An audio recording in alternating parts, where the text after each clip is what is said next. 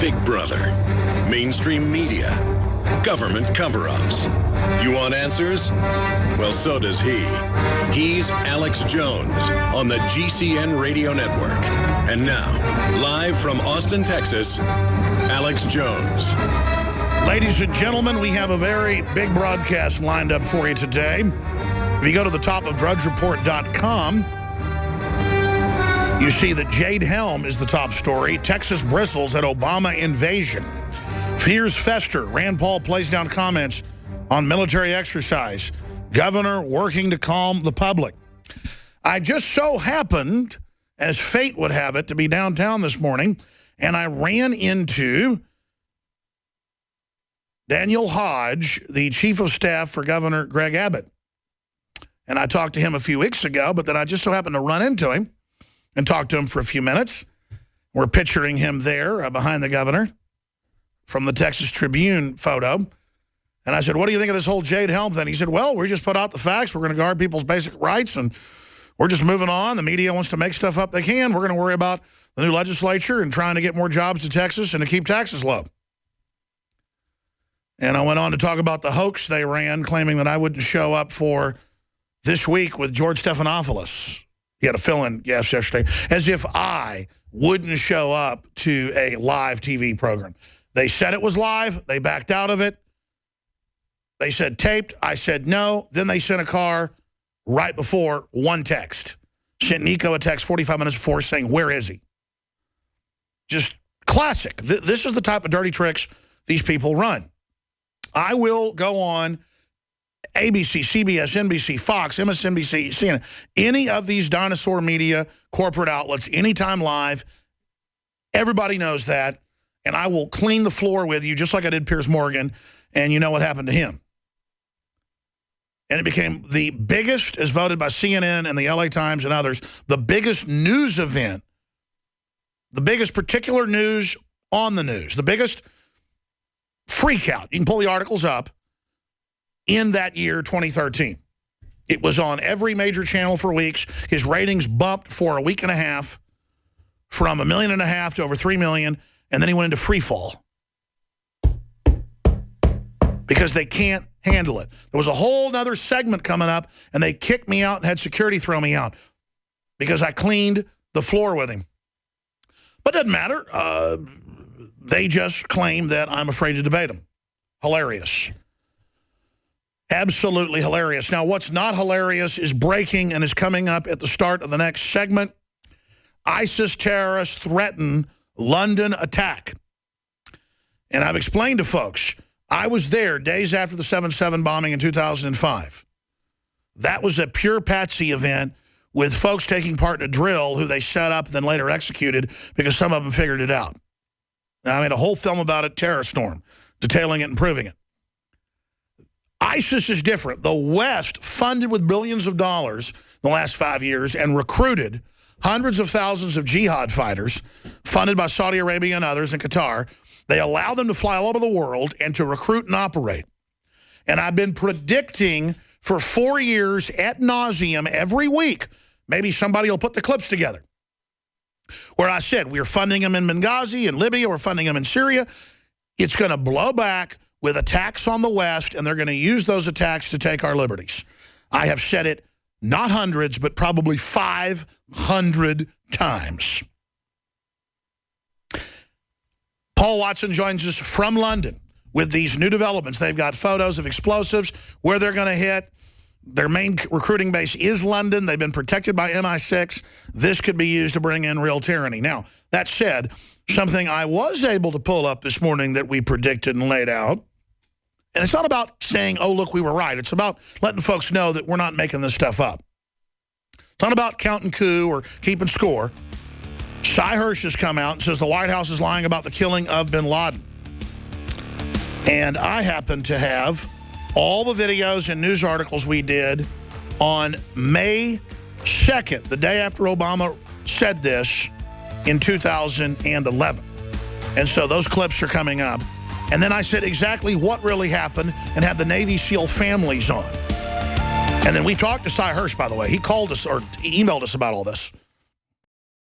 Ladies and gentlemen, it's now a global story from Der Spiegel to the Financial Times of London to the Times of Tokyo. Texas bristles at Obama's invasion. I talked to the governor's chief of staff this morning, Mr. Hodge. I'll be telling you a little bit about that coming up towards the end of the hour.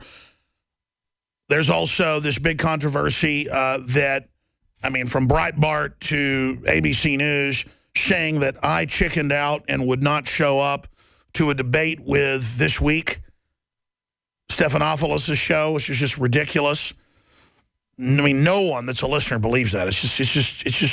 It's all part of the deception of these people, a tissue of lies. Speaking of tissue of lies, the big news today is twofold. ISIS is saying imminent terror attack in London. That exclusive breakdown is at Infowars.com and PrisonPlanet.com with Paul Joseph Watson. We're going to be talking to him in just one moment. So there is a lot to go over today. But if you go back to May 2nd, 2011, to Infowars.com, and we're reposting this right now as we speak. Exclusive Bin Laden dead hoax exposed. Alex Jones, May 2nd, 2011, the day after Obama on May Day launched his socialist hoax, and that video has 1,071,819 views. You go to the next day, and there's a breakdown. And then the next week, May 11th, proof, Bin Laden death, another government lie, 911,000 views with Rob Dew and myself. Then Cy Hirsch begins to correspond with this office, with one of our investigative reporters via email, asking us questions about our Navy SEAL contacts. A few weeks later, he writes stories for the New Yorker magazine. Paul Watson wrote about the story. Cy Hirsch, Bin Laden raid, one big lie. Pulitzer Prize-winning journalist slams pathetic U.S. media for failing to challenge White House. That's September 27th, 2013, roughly 2 years later. Today, Cy Hirsch comes out, and it's all over the international news. Hirsch, the White House is lying about the killing of Osama Bin Laden, who reportedly died in 2011. At the bottom of the hour, I'm going to play some clips from our breakdown of this 4 years ago, the day after it happened, and compare that to now what Cy Hirsch is saying. Talking to Paul Watson over the phone today about writing an article about this, I won't even talk over the telephone about my sources. This is very dangerous. Just want you to know that. This isn't a game. And this is kind of stuff you get killed for. The good news is a lot of these Navy SEAL families are now public, not just telling us privately or telling my family things privately. I have this from multiple sources, myself and through family in the military. I'm just going to stop right there. I'm going to stop right there.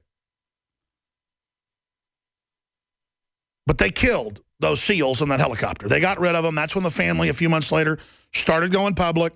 I was sought out. Some of the families we had on later. And they concurred. They said, yes, the word is that Bin Laden had already died of kidney failure in 2002.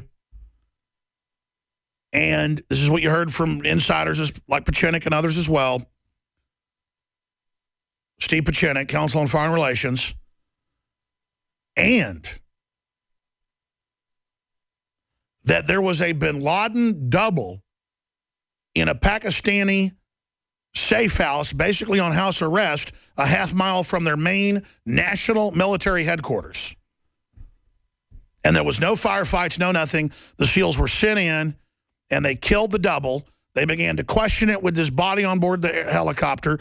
One helicopter was blown up trying to get rid of the SEALs to confuse things. And then they had to get rid of the rest of the team that was sent in a few months later with a helicopter that was set up to go into the ambush and to be blown up as well. And I was told directly by Navy SEALs, I'm just going to stop right there, that they knew there was a bomb on board. And their superiors were telling them, oh, Al-Qaeda must have gotten a bomb on board at your base. So I broke all this down. In fact, when I learned this, I shot a video in my car leaving the meeting. I was so concerned. And that video is up on Infowars.com. And you notice now, I told you the Situation Room video was fake. I told you they didn't have live feeds. I told you that it was all scripted. I told you that there was no burial at sea. And then they court-martialed over 100 people on the boat who've gone public and said there was no burial. It was all fake. Stratford emails got hacked. Stratford for the CIA was on the job trying to discredit me. They did that with a Cass Sunstein cognitive infiltration move, having their operatives claim that I work for them to cover the fact they were trying to bring me down. I mean, I live a cloak and dagger life, and I'm not looking for trouble. I'm not looking for revolution. I just want my republic back. I want my Bill of Rights back. I want due process back. I don't want special interest hijacking the country, signing us on to tens of trillions of dollars that aren't our debt, and sinking the republic. And there's all these enemy programs trying to misrepresent who we are and what we say because the government listens to us. Good people in the military, in the Congress, in the state houses, listen. You got everybody from Rand Paul to Ted Cruz to Chuck Norris to Governor Abbott coming out and agreeing with me and saying, yes, there's a takeover of our military. They're being developed for a mission against the Patriots. Louis Gohmert said it, the congressman, Chuck Norris, you name it. That's why we have a concern, because they admit the main mission training is shifting to domestic. And on the Jade Helm website, they admit that it's about conquering the human domain, sociology, anthropology, to understand their future adversary. That's what they're training for, America. Of course it has dual use. But that's what's happening, and we're forcing a debate about it. So I'll break all this down coming up.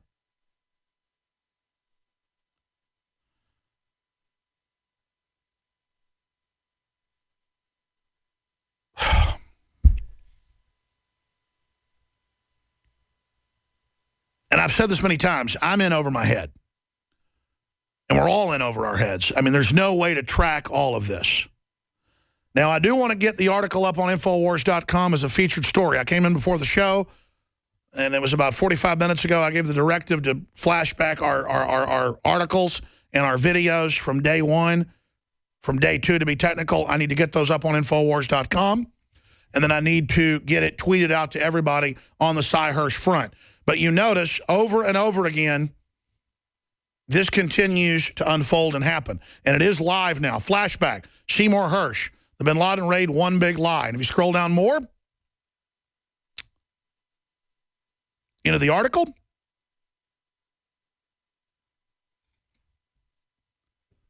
if you scroll down more into the article, you can see the videos that we shot on May 2nd, 2011, breaking it all down. And we specifically need to put those out as their own story. I mean, we just continue to call everything, and we're digging through all the videos. We're going to add the Navy SEAL family interviews, the names of who they say the body double was. We have it all. We know what happened from the Navy SEALs. They weren't able to kill. We're going to skip this network break because this information is so important. We take you now live to London, England with our UK correspondent and editor-at-large of Infowars.com, Paul Joseph Watson. Paul, I tell you, we keep talking about things accelerating, intensifying with the expanded EU treaties, the TPP treaty. We've got major news on that. So much is happening. But first off, ISIS is a real Western-funded terror brigade. We know a SWAT MI6 protected the head of the London bombing attack. It's following the same MO. They're showing photos and more of bombs, saying they're preparing to attack England, imminent attacks. Again, this is synthetic terror, but nevertheless real. from my view. We just saw what happened up in Dallas, in the suburb, Garland. Paul Joseph Watson from London, on the ground, joining us via audio Skype from the ground. What do you have to report for us? Hi, Alex. Yeah, basically Twitter has exploded over the last couple of hours, with 3 individuals in particular threatening directly an attack on London, naming the actual targets, posting pictures of suicide belts, BB bombs, nail bombs, and saying that they're going to hit London with this hashtag London attack. That's important. People may say, oh, well, this is just some idiots on Twitter. 15 minutes before the Garland attack last week, Texas attack, that hashtag was tweeted out by an individual linked to the attack. And Twitter only suspended that account the day after. These 3 individuals that are tweeting out these threats, since our story went up, only one of them has been suspended. Another one has blocked me. So I don't know whether his account's been suspended or not. It appears to still be up. And then there's another one who is still active. And as Twitter suspends these accounts, new ones just keep popping up in their place. So they're brazenly out there on Twitter, these jihadists linked to ISIS, saying they're going to use suicide belts, nail bombs to attack specific locations in London. They name Paddington Underground Station. They name Covent Garden, which is a popular tourist area in central London, and say that they're going to carry out these attacks. And these accounts, most of them are still active. And they show what look like professional plastic explosive bombs jacketed with ball bearings and nails. And remember, Paul, I was there to make the film Terror Storm 3 days after the London bombing. We have all the eyewitnesses. That was a setup where they had people set up in a drill. That in the old days, they would run drills and set up patsies, and the governments would stage them. Now they have their own jihadi armies. They've allowed Saudi Arabia to fund, who they allow to travel in and out of the U.S., England, and the rest of the EU. This is a real synthetic army, and I think these threats should be taken very, very seriously.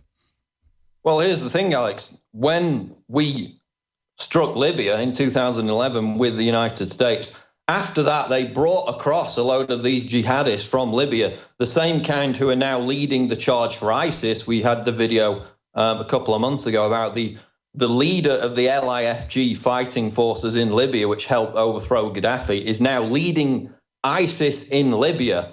Well, some of those jihadists were brought across to Great Britain to be trained at military bases in Britain. There's all kinds of stories about how they were out raping people and all this kind of stuff. So now we've got jihadists threatening attacks in London.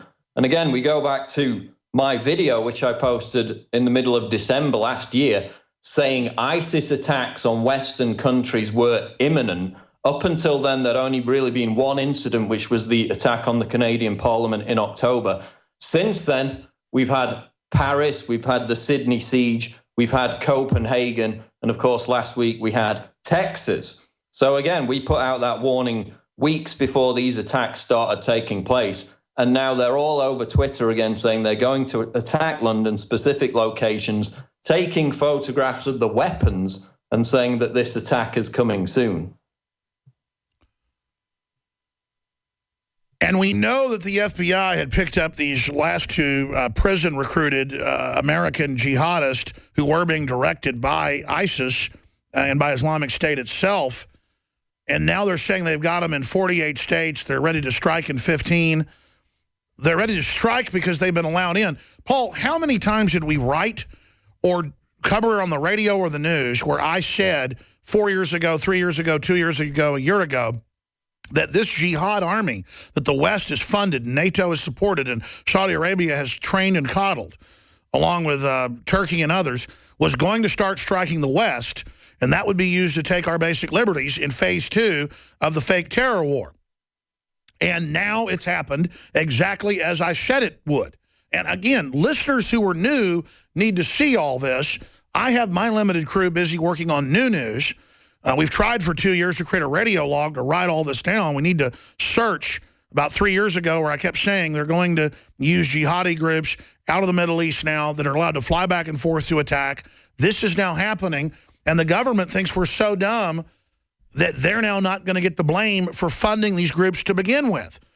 The good news is I saw mainstream news articles this week, admitting that our government helped create ISIS and that it's just a new offshoot of Al-Qaeda.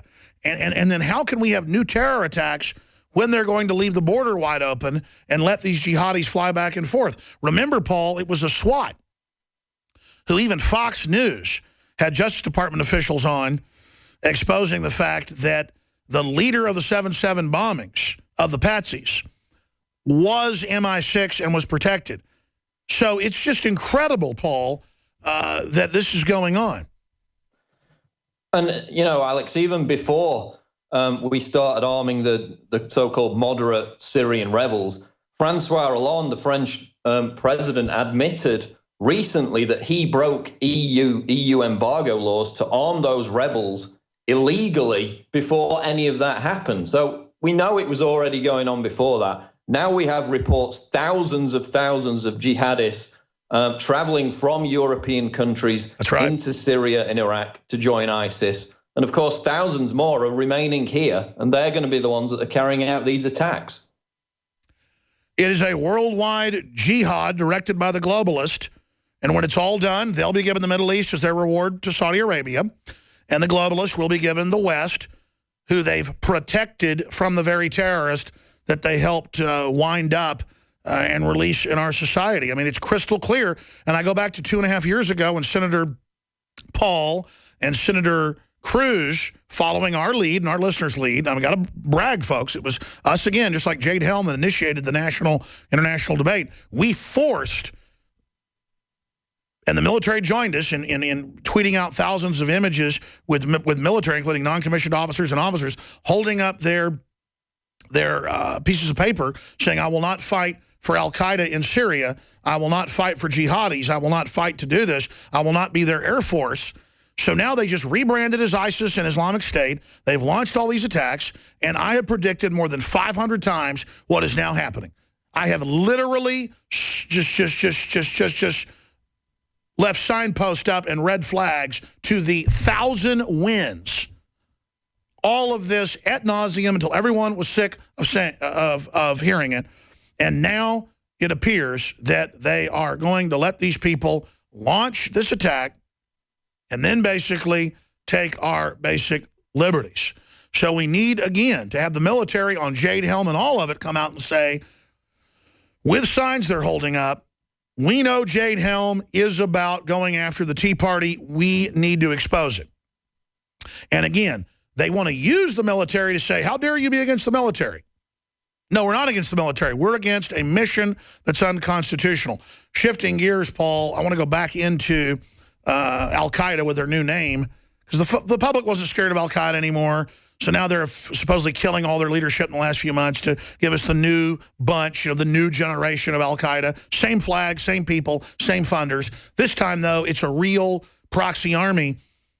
But what do you make of the Jade Helm coverage now going into the stratosphere? I mean, Bill Maher, The Daily Show, it's everywhere. And what does it sound to you, the story I told you, how I said, no, I'll only do live. Okay, you can do live. Well, now it's not live. We'll pick you up 3 hours before showtime to tape it. And I say no. They don't respond back and then send a car 12 minutes before. I mean, what does that sound like to you? Well, it sounds like they either screwed up or did it deliberately. But the thing about Jade Helm is, you know, where is the left? Most of this, you know, most of these demonization campaigns are coming from the left, people like Jon Stewart and others, who suddenly seem to not give a damn about militarization of police, martial law. There are several articles today stating that, you know, they were really up in arms after Bush began to take steps with the National Guard to turn that into more of a domestic law enforcement unit. Now it's a total conspiracy theory. That cannot possibly happen under Obama. So there's no concern whatsoever from the left about this. And in fact, now they're, you know, bringing up the conspiracy theorist trope to downplay any concern about this, when we know that it's also dual purpose. If you flip the Jade Helm map around to the side, this is also about occupying countries, not only in the Middle East, but also in Eastern Europe as we build up for this new That's right. It fits perfectly over Eastern Europe. It fits perfectly over the Middle East. Everything the globalists do is multifaceted. That's why they call it mastering the human domain. And then we go look at all those events on C-SPAN, and other platforms, and it's an admission of the total takeover of the entire world, the main enemy, though, being veterans, gun owners, and others. And that's the problem that Jon Stewart and Stephanopoulos and all of them have, is that everybody who's informed has read the mainstream media's press saying, thank God the Pentagon's training to take on gun owners. Thank God they're training to take on the Tea Party and veterans. Thank God the IRS is auditing and arresting people who are conservatives. See, they have a problem. MSNBC goes on the air. I've seen it 3 times, and I barely monitor them. I've actually seen it live 3 times. Them praise the IRS persecuting. I mean, these people are flaming totalitarians. And so everybody knows this is happening who has a brain. And it transcends right-wing or left-wing, Paul. I think they've jumped the shark on this. Well, I mean, look at how the left reacted to Syria. Look at how they reacted to Libya. They were gung-ho for those humanitarian interventions. Now we have U.S. troops training Syrian rebels still. This came out just last week to, quote, fight ISIS, when the majority of those rebels went and joined Jabhat al-Nusra. Stay there. We're going to talk about that. Yeah, that's mainstream news, what we said 4 years ago. See, everything we say, it just keeps coming true because it was already true. We know what we're talking about. We've got our you-know-what together. It was the great American humorist, Mark Twain, who said, loyalty to the country always, loyalty to the government when it deserves it. If Mark Twain were alive today, I think he would quickly conclude that loyalty to our government lost its due right after 9/11. Hello, ladies and gentlemen. I'm so glad that you could join us today for this Wednesday, July 25th, 2001 broadcast.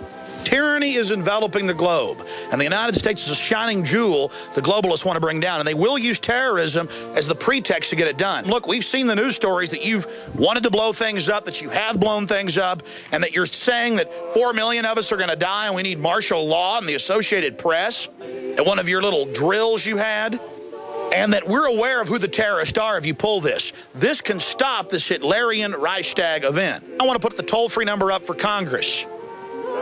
And I won't want you to believe Alex Jones. I want you to go get these news stories off my website. I want you to call these major newspapers. I want you to find out these statements were true by the White House about preparing for martial law. And I want you to let them know that if there is any terrorism, we know who to blame. We have a Congress that has an approval rating that is no longer detectable by current technology. A growing public awareness that the war of drugs has been manufactured by the CIA and organized by the DEA. If you want to collect content on the American, then a court order is issued. They are not, the National Security Agency is not listening to Americans' phone calls, and it is not reading Americans' emails. None of these programs allow that. As a matter of fact, the Patriot Act and that part of that 702 says it is expressly prohibited by law that you can read and wholly surveil domestic email traffic in the United States. Even if you're not doing anything wrong, you're being watched and recorded, and the storage capability of these systems increases every year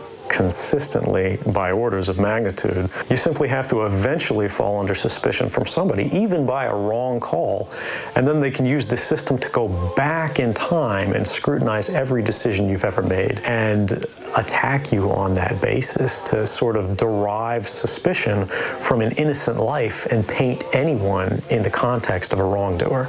Government law enforcement, namely the FBI, NSA, DHS, and TSA, illegally read our correspondences and listen to our communications while sexually fondling our families, all in the name of national security, which pitifully adds up to national insecurity.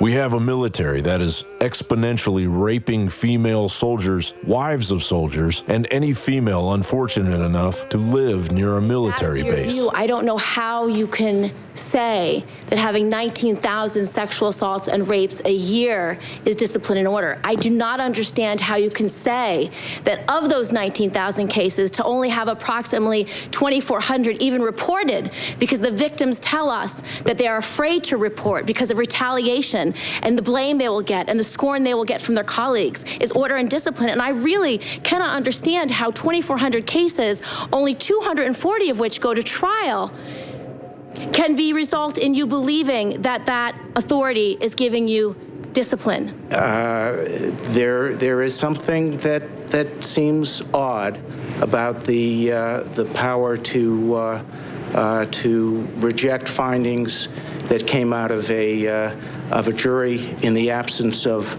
some major obvious problem. Meanwhile, the quiet rollout of Bill Clinton's 1033 program, mushrooming into the NDAA, has been building the militarized police force Goliath, while genuine usurpers beat down a path to the highest branches of our government. But I welcome this kind of examination because people have got to know whether or not their president's a crook. Well, I'm not a crook. What is at stake is more than one small country.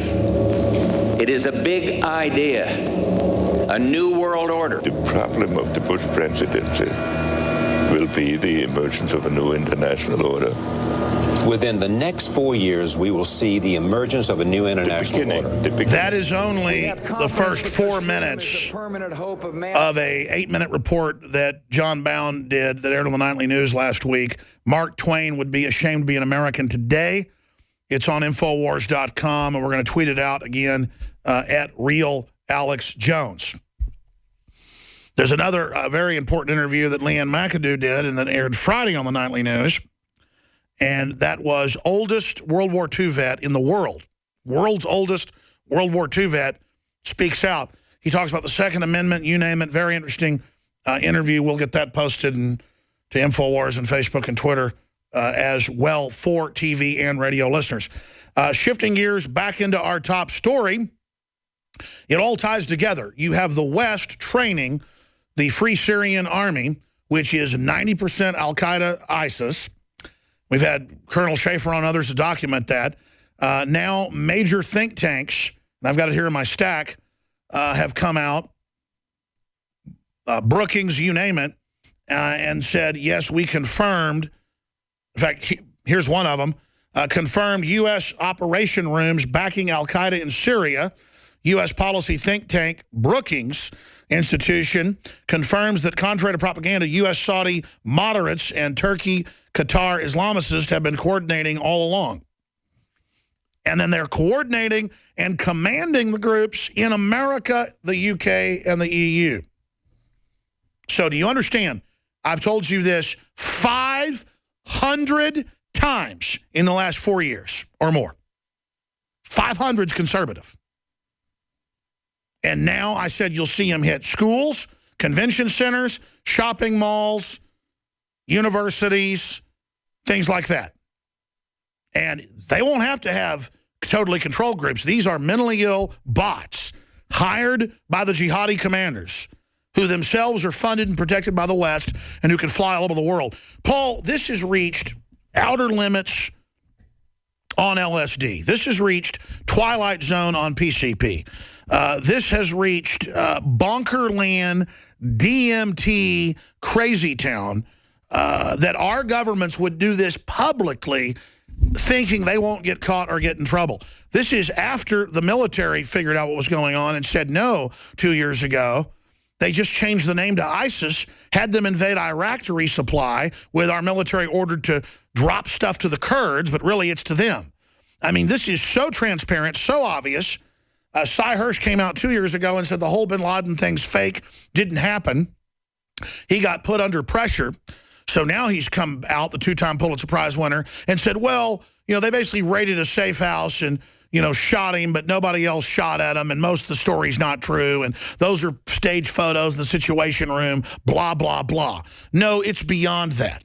Paul Watson finishing up with this and getting into the huge news of ISIS saying they're about to hit with imminent attacks, showing the bombs and the packaging of the shrapnel weapons, the fragmentation devices that they're going to use. This is unprecedented And do you think this is a Western intelligence agency doing this to get more funding? Or do you think they're really about to green light their 200,000-man jihad force paid for by U.S., British, and EU taxpayers?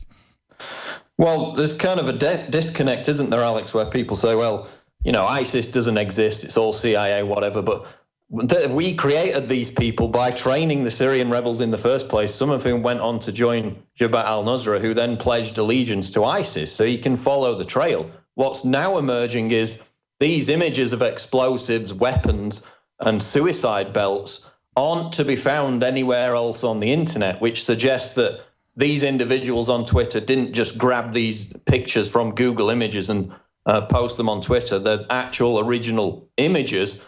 And then one of the accounts that's making these threats is reportedly affiliated with another individual or an account affiliated with the Garland attack. Of course, we know that threat was tweeted out 15 minutes before the first shots were fired. So it appears that this is a genuine threat. It's not just wannabe ISIS sympathizers. It's actual terrorists who are tweeting out these images of explosives. Most of the accounts have now been suspended since we put our article out. But it's a drastic concern because we saw it happen just over a week ago in Garland. And we had our Facebook suspended. It was going to be for a lengthy period, but backlash, they put it back up because we were exposing these groups. I mean, there's a clear bias against free speech. And folks, listen, the government knows what's going on. The establishment knows. Even the decompartmentalized, groups out there don't really like what's happening. It's very small criminal groups that are doing this, and most of the government is compartmentalized. The reason this show is so popular amongst government around the world is they know we know what we're talking about. And imagine, they can't go anywhere else and hear these real issues actually broken down. But it's not because we're special. It's because the mainstream media is bought and paid for. And as the late Gore Vidal, who I had the pleasure to interview 5 different times, once in person, an amazing mind, to keep information from the public is the function of the corporate media, Gore Vidal. And boy, talk about the apple falling far from the tree. That's Al Gore's uncle. But he exposed 9/11 as an inside job. He exposed synthetic terror and how the West was funding jihadi groups. And now it's all come out, 14 years after we first broke it, that Saudi Arabia, bare minimum, was protected and allowed the attacks of 9/11 to take place and financed them. And for that, I was royally demonized, royally attacked. I had the system go after me at every single level. And I'm not here wanting you to say, oh, thank you, you're a hero. I want you to understand the intel we've got, the understanding we've got, the info we've got, the narrative we've got is dead bang on. We know the enemy. We know who they are. We know the globalist master plan. We know their long-term program. We know their tricks. We know their playbooks. We understand their operations. And that's why every day, 200 to 500 news articles misrepresenting, lying, building straw men, attacking us. The globalists are really freaked out because they know that we got their number. They know that people like Cy Hirsch were in communication with us, asking us questions about sources and things like that. They know I've got real sources. They've tried to dry them all up, but people are just sick of it and are talking. What do you think Governor Abbott knows? What do you think Senator Cruz knows? As much as I know, they know even more. And here's my job, and here's Paul Watson's job, and here's my great Cruz job. We're here to make it safe to talk about this stuff, to hit the barbed wire first, to lead the assault team in the info war, to take the machine gun nest, the pillbox. We're here to take the heat, walk point, come under attack, hit it, get everybody looking at the documents so that it's safe for everybody else to follow. And that's fine. I'm charging all the way in, leading the assault. But just understand, we are the tip of the spear, the very front line. And if we can hold the globalists back and expose their programs and expose the private Federal Reserve and expose the globalists and get other talk show hosts doing it and other writers and research doing it, there'll be so many of us, we'll reach critical mass, they can't stop us or shut us all down. And ladies and gentlemen, I believe we've already crossed that point, and the enemy was arrogant, and that's why they're freaking out right now. And listen, I'm angry behind the scenes. I'm frustrated.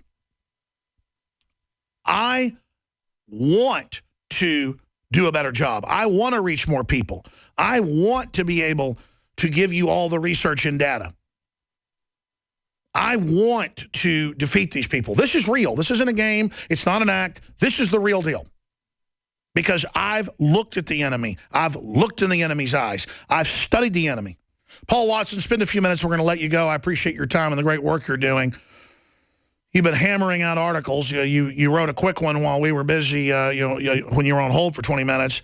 Seymour Hersh flashback, Bin Laden raid, one big lie. We're also posting separately where we expose the full hoax of the Bin Laden killing. We're going to post those interviews up to Infowars.com and PrisonPlanet.com.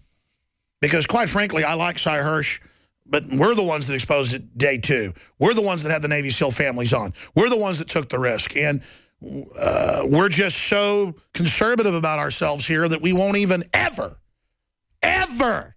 talk about what we've done or what we've been right about. There is a law that I can't break somehow, like a force field to take where we said what was happening and ever expose that we were right. But we're going to break it today. The videos will go up in their own article on Infowars.com. Paul Watson, before we go to break, the state of the world, where do you think the elite are? What do you think's unfolding right now? Well, geopolitically, they're pouring gasoline on the fire, Alex. I mean, look at this headline out of CBS from 4 days ago. U.S. troops begin training Syrian rebels to fight ISIS. After everything we've been through, after the Libya catastrophe, after the near mutiny in the U.S. military before the invasion, the attack on Syria, which was stalled at the last minute, they're still sending U.S. troops to train these rebels, flooding the region with weapons, arming the rebels who have defected to ISIS and these other jihadist groups time and time again. And then you look at what's happening in Ukraine. Wall Street Journal last month reported U.S. Army starts to train Ukraine units. You actually dig into who these units are, these brigades. It's the Azov Battalion, which like to string people up on crosses and set fire to them. We had the video last month literally nailing one of these separatist fighters to a cross, setting fire to him as he burned to death. Those are the people that U.S. troops are now training in Ukraine. They're doing the same thing with more bloodthirsty militants in Syria. So how could we be surprised that these attacks, which thankfully, in the case of Garland, have proven to be sporadic and limited so far, but how can we be surprised that these attacks are now going to be hitting the West after our own governments have encouraged this for years and years at every single turn? And the motive is, let them attack, have the mainstream media never point out that our own governments funded them, created them, protected them, and allow them to attack. And then bet your bottom dollar we're going to be attacked when more attacks happen, Paul, for pointing out that our government allowed it to happen bare minimum. And now these ISIS jihadists, here's a tweet. Americans take pride in carrying handguns. What's your little gun going to do when an IED explodes, spraying shrapnel faster than sound? So they're now demonizing the Second Amendment. Oh, they're total cowards. Exactly. And our government's going to say, roll over, give your rights up when we get attacked. When we get attacked by their ISIS slobs, we're going to hold our traitorous government accountable. We're putting the narrative out now, and we've been doing it for 4 years. So when your jihad force, globalist, hits America and Europe, you're going to get the blame. You hear that, Obama? You hear that, Henry Kissinger? You hear that, all of you? Northcom, Southcom, you're going to get the blame. I'm going to be honest, and I'm just going to tell folks a story about what happened at about 32 after. I'm in here during the break. I'm looking at all this news. I know the globalist plan. I know what they're going to do, how they're going to take us over, how they're going to enslave us. I've already seen 80% of their plan put in place in the last 20-plus years. And And I just knocked my microphone right off the table and broke it. Just involuntarily, because I'm so frustrated watching these crimes be committed, watching our prosperity, our security, our freedom destroyed. I have 3 children. Thank God we had a couple backup mics. I mean, this is real, folks. Do you understand? Our government's been hijacked. It funded Al-Qaeda to come in out of the East in Benghazi and to take over that country and to kill tens of thousands of innocent people, to destabilize it and destroy it. And they go, ooh, we screwed up. That's the plan for the whole Middle East. That's the plan for here. Our government's putting radicals in. They're giving the radicals their bounty for being part of 9/11 and taking the blame for that false flag. This is them being paid off. Saudi Arabia being given the whole Middle East, who were British intelligence. You can go to YouTube and just type in Alex Jones breaks down history of the Saudis from about a year ago, and I go over how they took over the whole Middle East, how they were going to attack us, what they're going to do. In fact, that's one place to find all this. How in 1903 they started. By 1933 they had the whole Middle East, British intelligence funding them. This is a plan. Paul Watson's wrote about it. We've broken it down, and we're seeing it. Paul, that's when I knew. They were giving them real weapons, recruiting out of the West, letting them fly back and forth. It was so clear. How do they launch the next terror wave? How do they make it bigger than 9/11? Well, you just turn loose tens of thousands of jihadis in your country and then let them hit you. Paul, do you think the establishment in closing can get away with this? Well, yeah, if they continue doing it, I don't see what's stopping them. I mean, we've got politically correct concern about, oh, there are these thousands of young people, impressionable young people, going over to Syria to fight for ISIS. How are we going to get them back? Why the hell would we want them back? Oh, that's right. There's BBC articles about we need to bring back the jihadis and put them through a seminar to de-radicalize them. That's the cover to bring them back to attack, Paul. It's amazing. I got an idea. They're over there blowing up churches and killing people. How about we grab them when they come back, and if they've committed crimes, how about we give them a trial and execute their ass for war crimes? How about a Nuremberg trial? And how about a Nuremberg trial for the people that trained them in our government? How about that, Paul? That's what sounds good to me.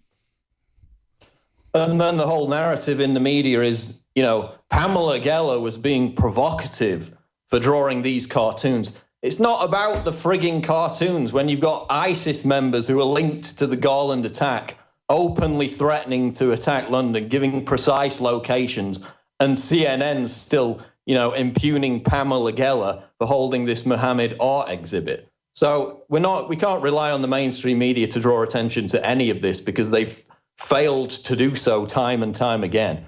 In the interest of political correctness, where any criticism of Islam is treated as a hate crime, as Islamophobia. Meanwhile, Kurt Nimmo's got the headline, dubious ISIS terror threat as Patriot Act comes up for reauthorization. I agree with that overall, but no, it's terror wind-up toy released to menace America into accepting the reauthorization of the Patriot Act. Paul Watson, thank you so much. Great job. We'll be back with the second hour. And David Icke, stay with us. I haven't even gotten, and I never even played yesterday, but a third of the This Week with Stephanopoulos and the Mr. Ed person they had hosting the show.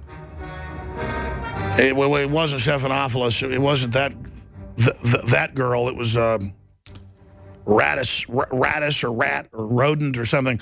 I'm not kidding. I'm not joking. I was supposed to debate the Rat.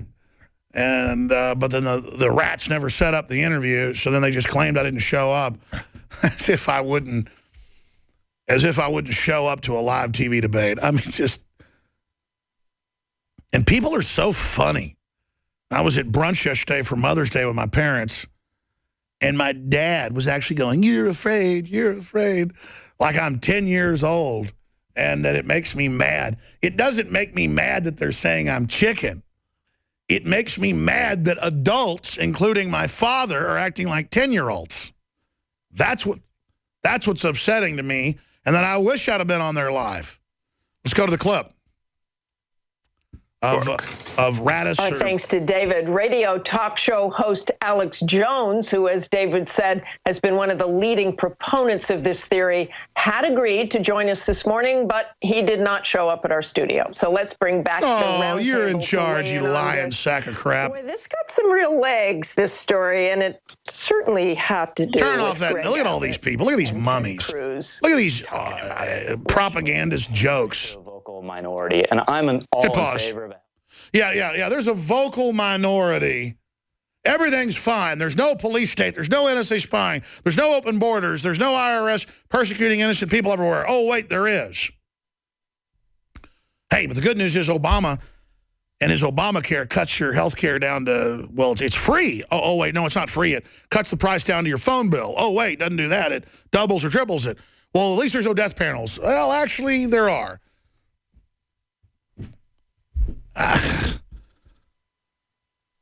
I just am sick of looking at these people. In fact, let's roll some of the video. Back it up 10 seconds where they cut to this one pundit. And he's like, listen, you can not trust your government. That's fine. But you got to trust the military. Oh, really? Run by the government? Imagine 1939. Hey, Hitler's really bad. How dare you not like the German military? Well, listen, you can say whatever you want about the government, but don't you talk bad about our military. The military was run by Adolf Alois Hitler. It'd be like saying, you can say whatever you want about Lenin or Stalin, but don't you talk bad about our military. Why, anything they do is good. Oh, yeah, right. Great. It's our military that said no to being the Air Force and physically fighting side by side with al-Qaeda. I had Tosh Plumley, admitted CIA on, to break down the NATO and other sources of arming al-Qaeda 2 years ago. It's time to get him back on. Had him on this year as well. He had the Justice Department come after him. I mean, he talked to the people who were there in the rebellion because they'd get there at these airfields to offload weapons, and it'd be jihadis going, you American trash, we're going to kill you. And there was fist fights and things. I told you this before Plumley came on. Because I had another source. There were fights at these bases. Just like my grandfather worked for oil companies as a lease hand out in West Texas and New Mexico. And he told me some of the stories when I was a kid. My mom would just go, well, your grandfather, is kind of eccentric. Because, that's just the eccentric grandpa who actually lived it, about how he almost got in fist fights, and there were fights at these military bases in the West, because that's the only place you could go eat. There's nothing out in the desert. But to go eat at the bar where they got chicken fried steaks. And the Germans would be in there from paperclip, shooting their mouths off to the World War II vets about how much better they were and stuff, and people got tired of it. Well, imagine, you're sitting there, and there's an al-Qaeda slob that you're delivering giant crates of weapons to. I just wish our military would have just cut them all down right there. I mean, there's a certain point where people can't put up with this crap anymore.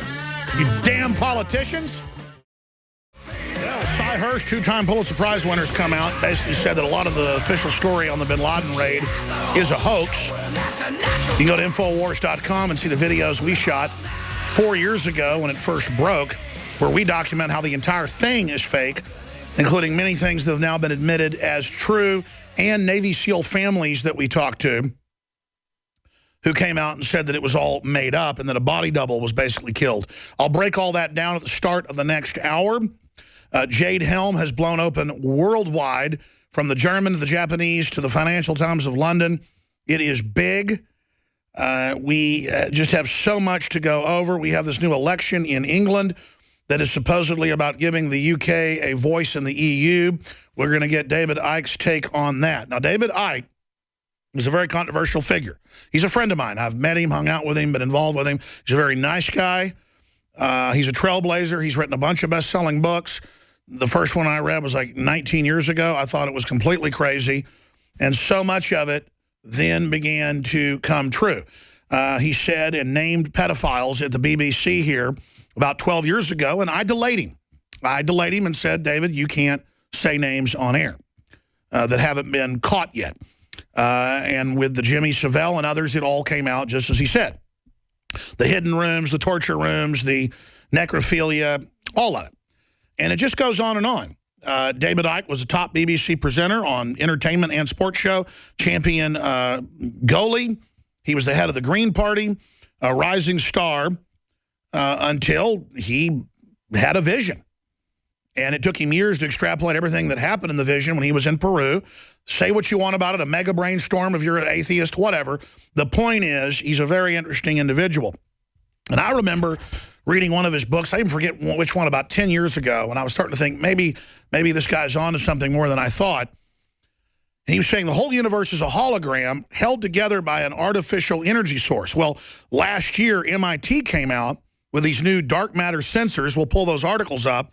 And they said there's something artificial holding reality together, another energy source much larger, much more powerful.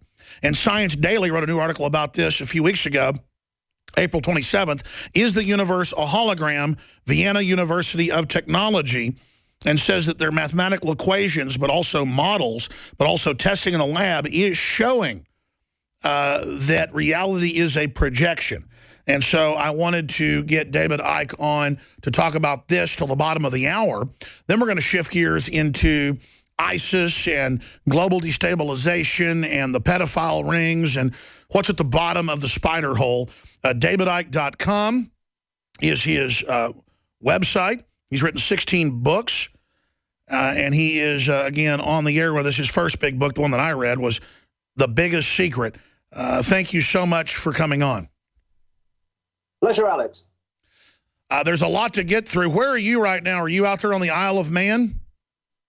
Isle of Wight. The difference between the Isle of Man and the Isle of Wight is the Isle of Man has it's a tax haven. So the Isle of Wight's not. That's where I live.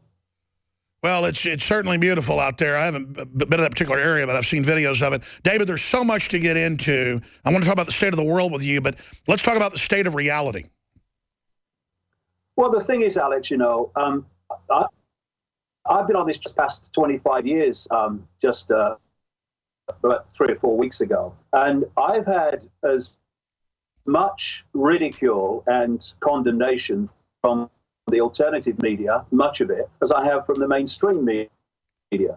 Because my interest is not having a statue built to me or being fated as anything. It is quite simple.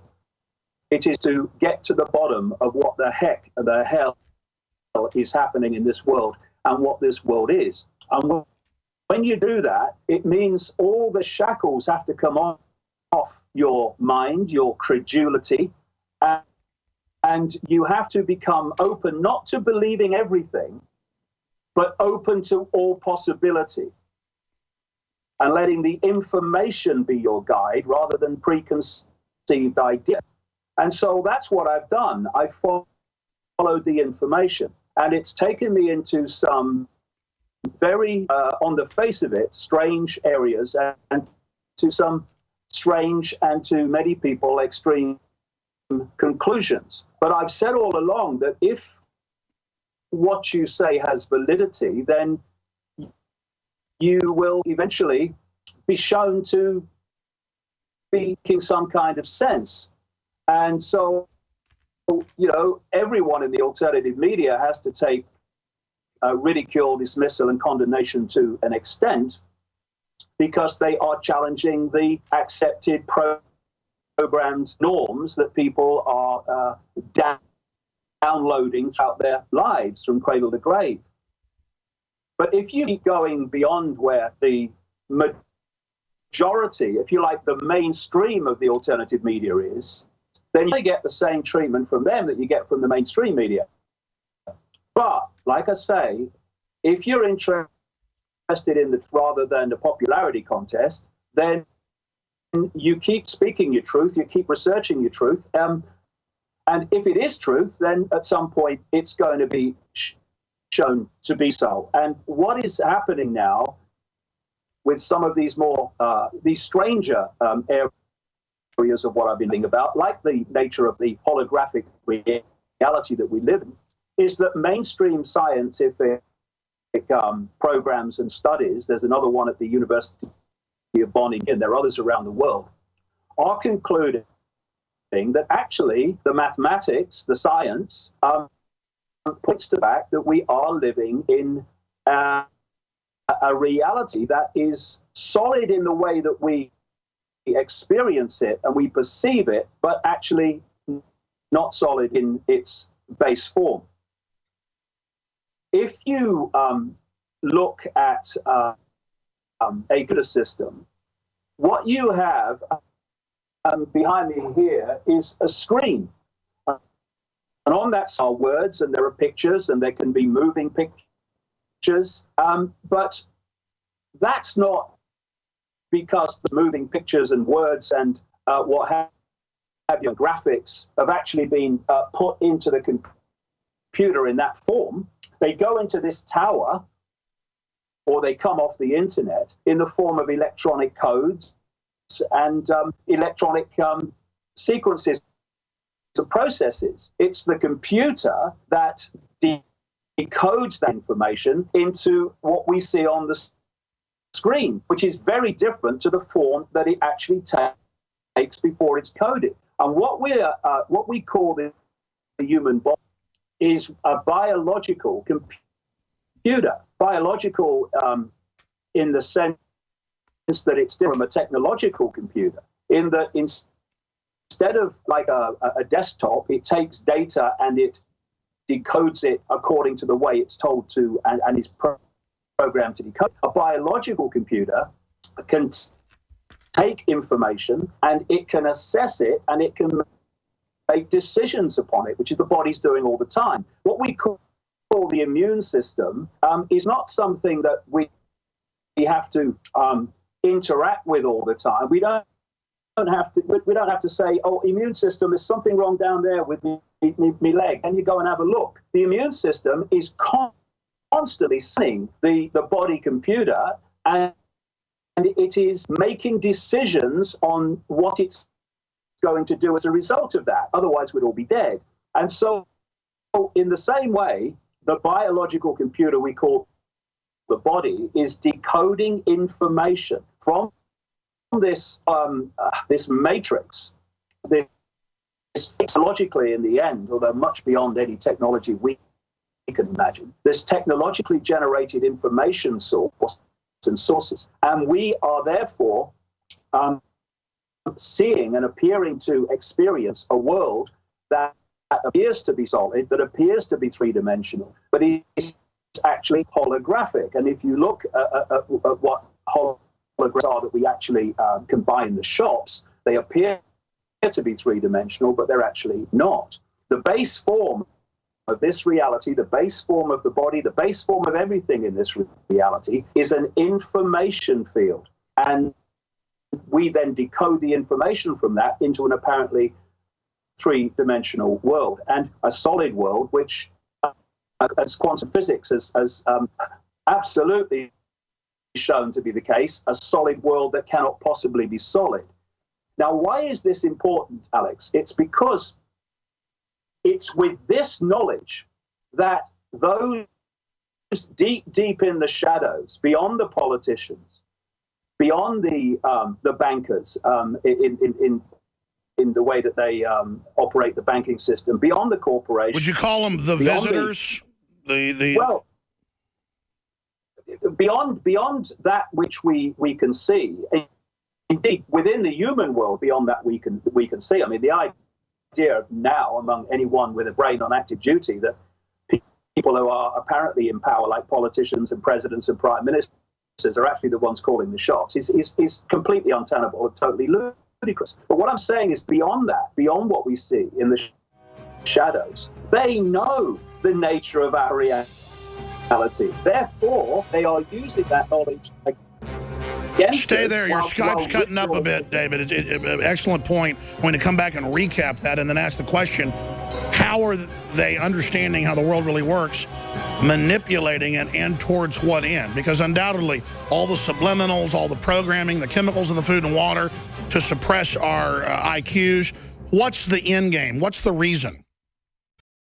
We're talking about the mysteries of the universe. 50,000 unstoppable. And I remember over 10 years ago reading a David Icke book and having him on and talking about a hologramic reality and an artificial hack holding it all together. And then MIT came out 2 years ago. In fact, I ought to Google and find that article.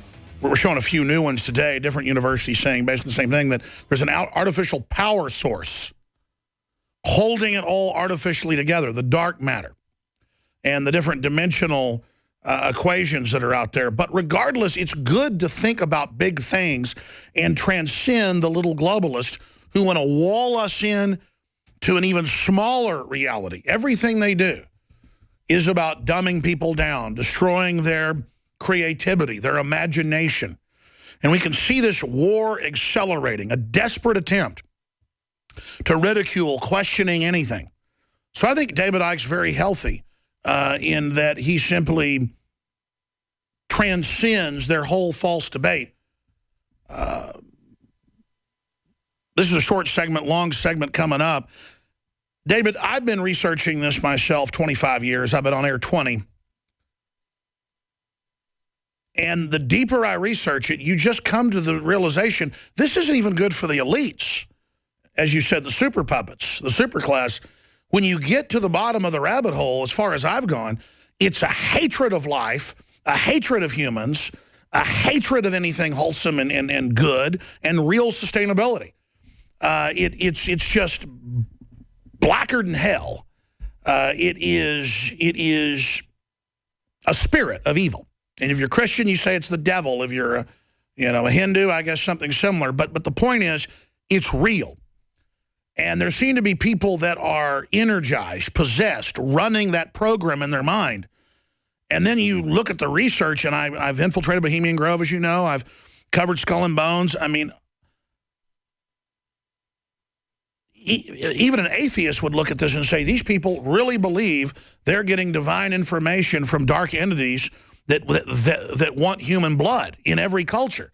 And you've talked about that. You've written books about that. So regardless, from a sociology, anthropology perspective, why does this keep manifesting? And then you just go further, but then say so many other things that, I mean, you were the first person I heard 20 years ago talking about pedophiles running England. Now it's confirmed. Now they say national security can't investigate. I'm taking up your time here. It just blows me away. What are they trying to suppress? What reality are they trying to suppress? What's the end game, David Icke? Right, I'm on the phone now, which you can see. Yes, it's crystal clear now. Thank you, sir. Audio, yeah. Well, just from what you've kind of listed there, Alex, I mean, I could speak for like 2 hours because there's so many elements to it. But what you were talking about is summed up by a word I've used over and over the years, and that's inversion. We are living in an inversion, and therefore a world that could be about love, that could be about harmony, is inverted. So it's about hatred, it's about disharmony, or that's what this network, both seen and hidden, is trying to create. And so when you talk about these entities, which go under endless names. I mean, you know, one of the frustrating things, Alex, is when I hear people who follow various religions who say, you know, things that I say are a load of nonsense or it's anti their religion. They should read their religious books a bit more, because what some cultures refer to, and ancient cultures and peoples refer to as archons, i.e., non-human entities manipulating our world through these networks that we talk about and expose.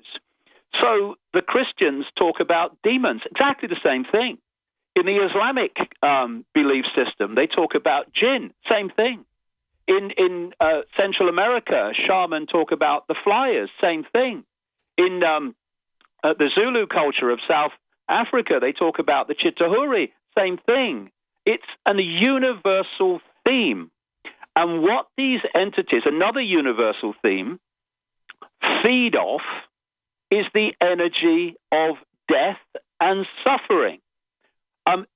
You know, when that's your energy source, what do you want to do? You want to create more and more of that energy source. So what happens? You create a society, a fake reality, a matrix that is designed, and a hierarchical structure of power and imposition that is designed to create maximum amounts of that energy. Well said. DavidIcke.com. So we've got to go to break. I'm going to give you the floor when we come back. 18-minute segment coming up.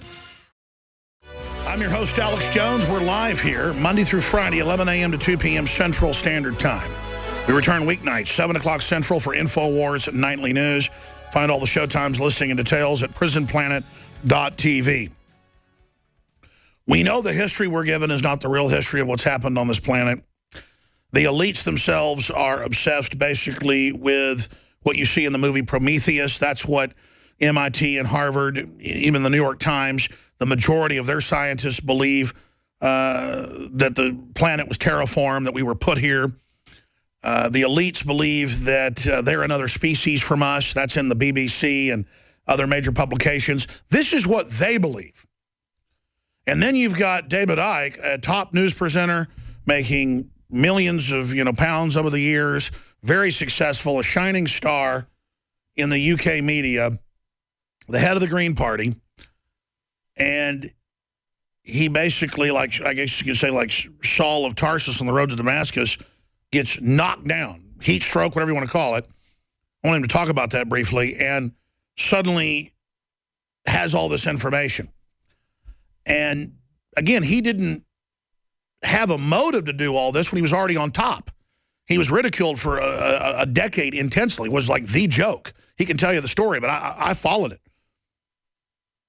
And so regardless, he's got amazing courage, and so much of what he said scientifically, politically has come true. And I want to cover the waterfront because it's hard to get David Icke on. He's a busy guy. Maybe he can stay a few minutes in the next hour, but that was a short segment, David. I want to give you the floor about what's at the bottom of the rabbit hole and then tying it in. But you look at the environmental movement. It ignores genetic engineering. It ignores nuclear reactors, 90% leaking. A new one in the U.S. had an explosion, and they shut down a reactor. It's not even hardly news. The elite themselves don't care about the planet, but they have a predatory hatred of their fellow humans and are teaching us that human life is worthless and teaching us not to stand up for each other and teaching us this inverse. They say the star symbolizes a human, the head, 2 arms, 2 legs. The pentagram is a human upside down.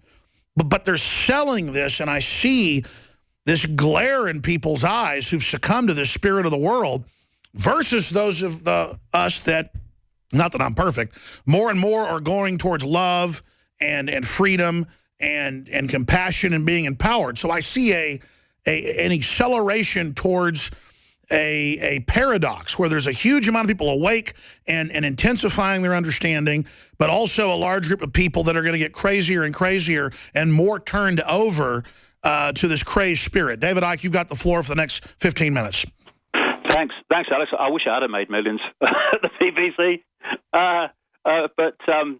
Yeah. But you were one of the top people in the country, according to mainline news articles. Yeah, I was on the television a lot, but millions, my goodness me. You used to wear BBC jackets, small checks, But anyway, what we're talking about here is, I would suggest, where the alternative media needs to start turning its head, because much of the alternative media, and I'm not knocking it, I hold my hand up. Anyone who's putting out information that's suppressed and this network doesn't want out, round of applause, I say.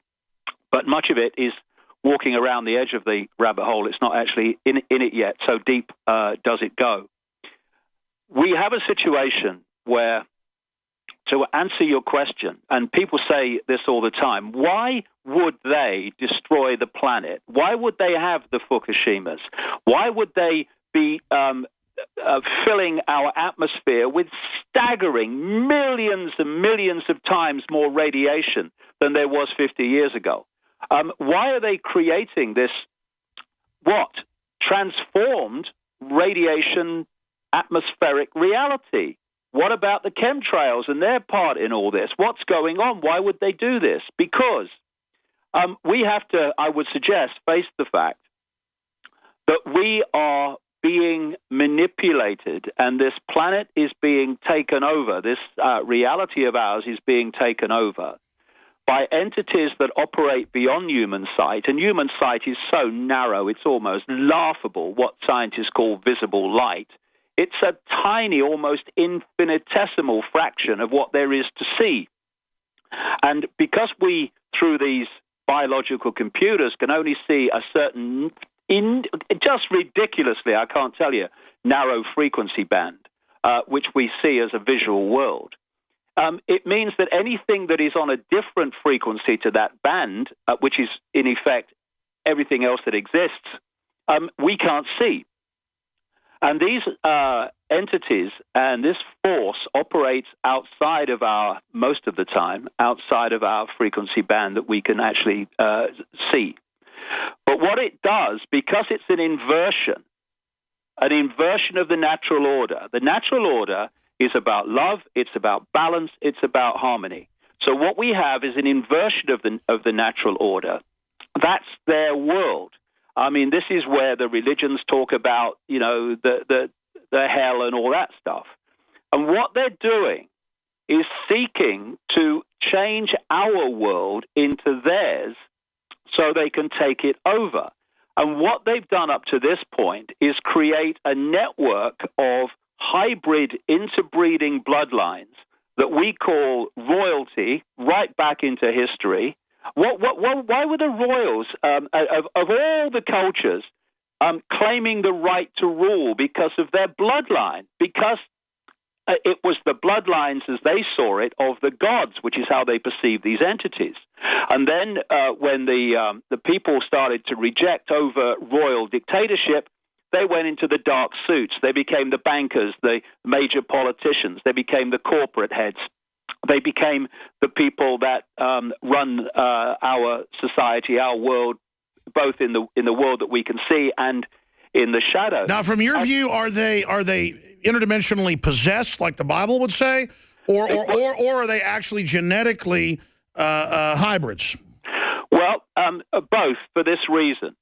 What we've got, as I mentioned earlier, what we've got to start to realize, if we're going to grasp this situation that we're facing, is what we see as a three-dimensional world, solid world, i.e. the body, is a projection, exactly what these scientists are talking about. It's a projection. It's a projection from the base form, which is the energetic field. Just as these pictures on a computer are a decoded representation of information in other forms within the computer. Therefore, what we are experiencing is a fake reality, because what we are experiencing as the three-dimensional world is not the place of love and harmony and balance that it should be, but an increasing inversion of it, which is what? The opposite of that. Because these entities feed off the frequency of death, because everything has a frequency, of suffering, of deprivation, of fear. This is the major four-letter word that controls the world. It means that to take over our reality, they have to generate maximum amounts of that energy. So they have structured society through these bloodlines that end up in the positions of power to create maximum amounts of that energy. So look through known human history. Endless wars, endless suffering, endless deprivation, hunger, destruction, getting more and more all the time. And what they're doing is imposing their world, their inverted world, upon us. And the more they do so, the more power they have to influence this world, because we're getting closer in frequency to where they are. And so when you look at the word live, what is the word live inverted, written backwards? Evil. What we call evil is just an inversion of the natural order of life, of joy, of love. And the idea is that they eventually so transform our energetic frequency state that our world literally becomes theirs, and they won't even need their bloodlines then. What we've what we need. So you're saying it's like an avatar. They've got humans that operate as their Earth suits. They want to change the atmosphere, like terraforming us, to then take over completely. Yeah, I mean, there are certain movies, in fact, more and more movies, Alex, that actually mirror this and what's happening. Now, classically, what I'm describing in terms of this fake reality that we decode and believe, therefore, to be real is the Matrix. The world depicted by the Matrix trilogy is absolutely the one that we live in its theme. And then you rightly talk about the Avatar movie, which again was mirroring reality. What happened there? You had the Navi society, the Blue People Society, that was taken over by people that looked outwardly as if they were the Navi, the Blue People, but actually within that form, that outer form, was the force in the Avatar movie that was taking over that reality. And that's what we're experiencing. And this is why I say, with as much a passion as I could muster to the alternative media, you know, what's been done so far in uncovering the 5 sense level of this is brilliant, fantastic, round of applause. You know, punch the air, let's have a cheer. But if we're going to understand how we're manipulated ultimately, and therefore create an understanding of how not to be in deep in the rabbit hole, we've got to start opening minds to the fact that what's happening with the banking system and ISIS and engineered wars and engineered banking crashes and engineered political systems is the play out, the projection, which is there to manipulate our society within the holographic world that we experience, but actually where it's coming from is beyond human sight. And this is very difficult for people to grasp because from cradle to grave, all this stuff is ridiculed and dismissed as crazy. Now, let me ask this question. If this stuff is so crazy, why do these people, in their satanic rituals and their secret society rituals, the deep, extreme ones, why do they interact with another force beyond human sight? They're interacting with what? What Christians call demons, what the Islamic world calls jinn. They are interacting with these entities. That's why they do it. And in terms of possession, everything is a frequency. Thus, what your type of genetics is dictating the frequency of your body, your biological computer.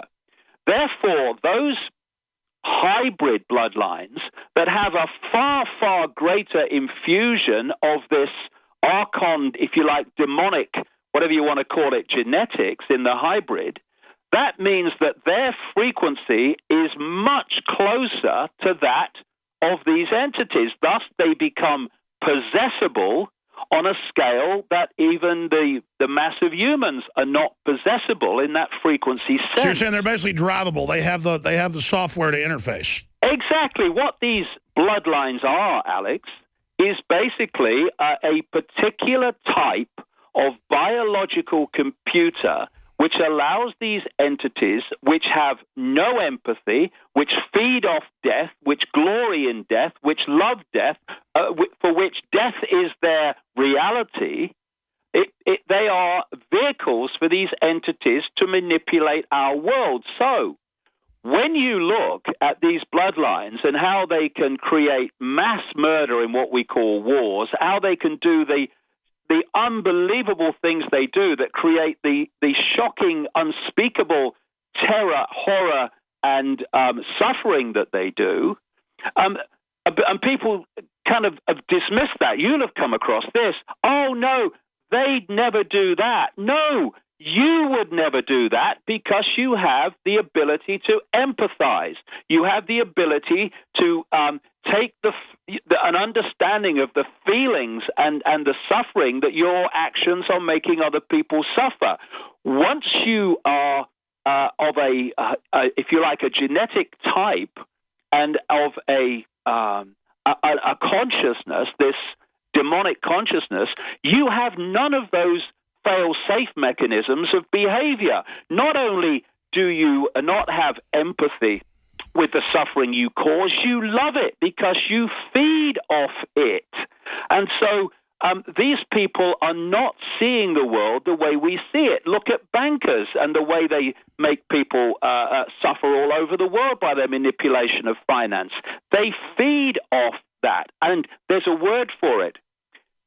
Ask anybody, go to the dictionary, look up this word, or go on the internet and look for a definition of this word, and you will find that the definition of it is exactly the personality type that I have just described, the word psychopath.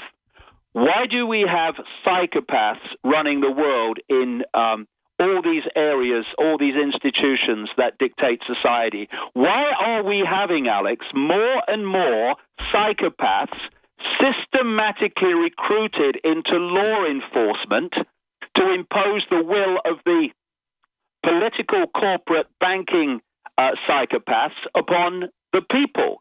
Because the psychopathic mentality is the mentality of these archontic demonic entities, and it's just been transferred through, for the reasons I talk about, into our reality through these particular bloodlines, which don't just operate in the elite, they operate within human society as well. Now, you've mentioned pedophilia, because all these dots connect. All these dots connect because if they didn't, then it couldn't be true, because everything connects in the end. What these entities want to feed off almost more than anything else is the energy of children before puberty. We see the point of puberty as a hormonal change. Yes, within the hologram, where people see the body in terms of its physical functions or hormone functions, it is a hormonal change.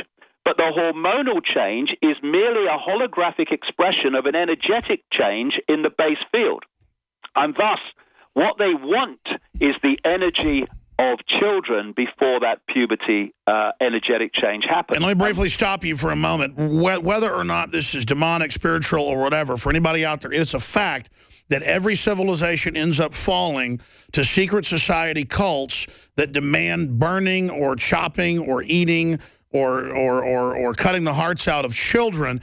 Every culture ends up being run by people that build temples, generally pyramids, and then want to do this to children, whether it was in Europe, whether it was in the Middle East, whether it was in Africa, whether it was in Mesoamerica. Every culture ends up going to human sacrifice, and the children are what are coveted. So what is that? What is happening? I mean, you can't deny that. I mean, normal people would never even think of such a thing. And I have that question, A. And then B, David, I'm a very loving person. I have intense empathy. But when someone messes with my family or someone, when I think about these elites, then I have fiery rage and, you know, the propulsion to strangle them. Now, I understand that negative, violent energy is bad, and you know, that's what the dark side's into. But what would you call the energy on the other side to stand up and crush these people? Well, you know, there's this ancient theme throughout history of cultures sacrificing young virgins to the gods. Well, the gods are these entities, and young virgins is just code for children, for the very reasons I'm talking about. And the reason, Alex, that there is such a massively greater ratio, I mean, there are so many in the general population, it's staggering, but the reason there's a far greater ratio of pedophiles in the upper echelons, did I say upper echelons of society, is because of they are possessed people, possessed entities, possessed biological computers.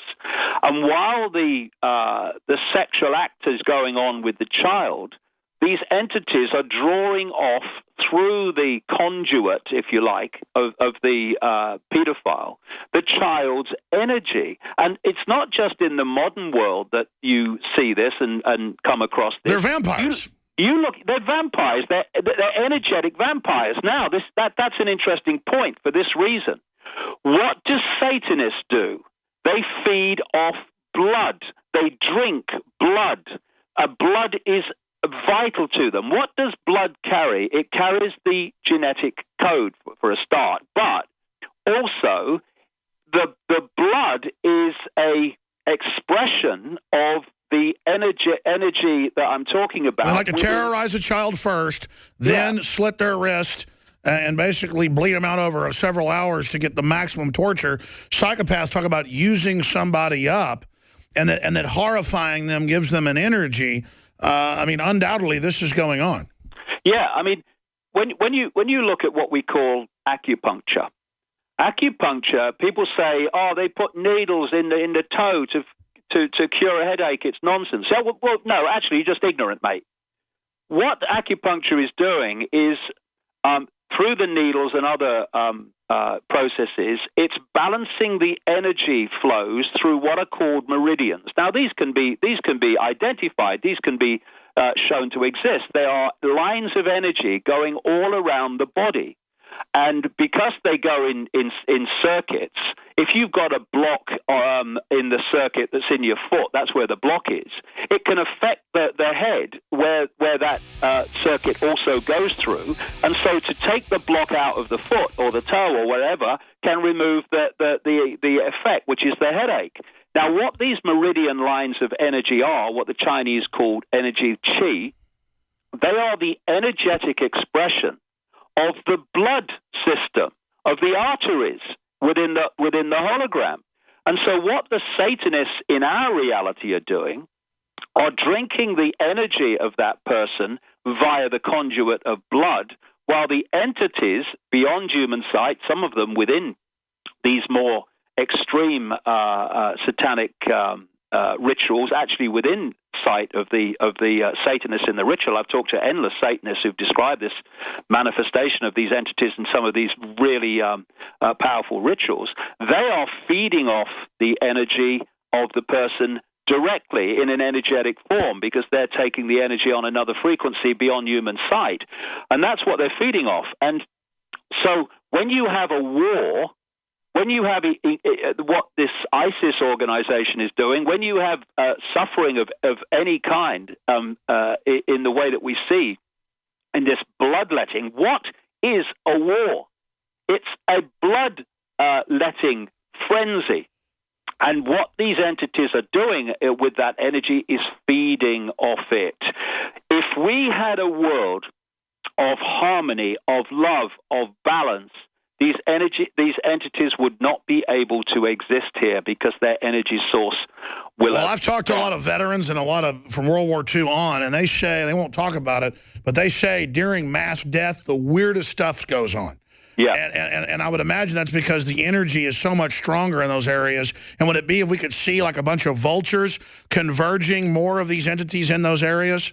Yeah, I mean, you know, there's so much art. There's so much. I mean, I'm not into what my father used to call bricks and mortar religion, and I'm not. I wouldn't give what the way I see the world a name.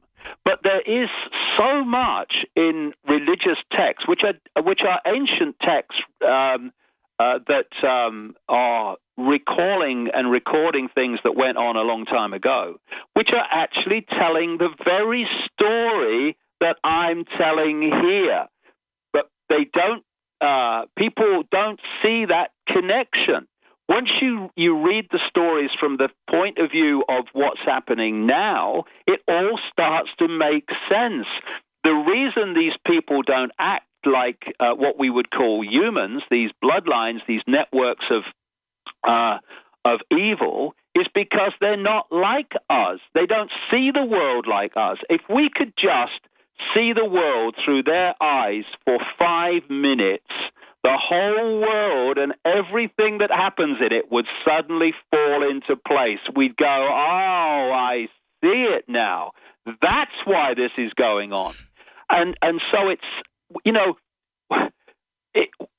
the idea that within this narrow band, this ridiculously narrow band of frequency scientists call visible light, that we can know everything, whether it's mainstream or alternative or whatever, is a form of extreme ignorance as well as a form of extreme arrogance. Thus, whatever we know is what we know now or think we do.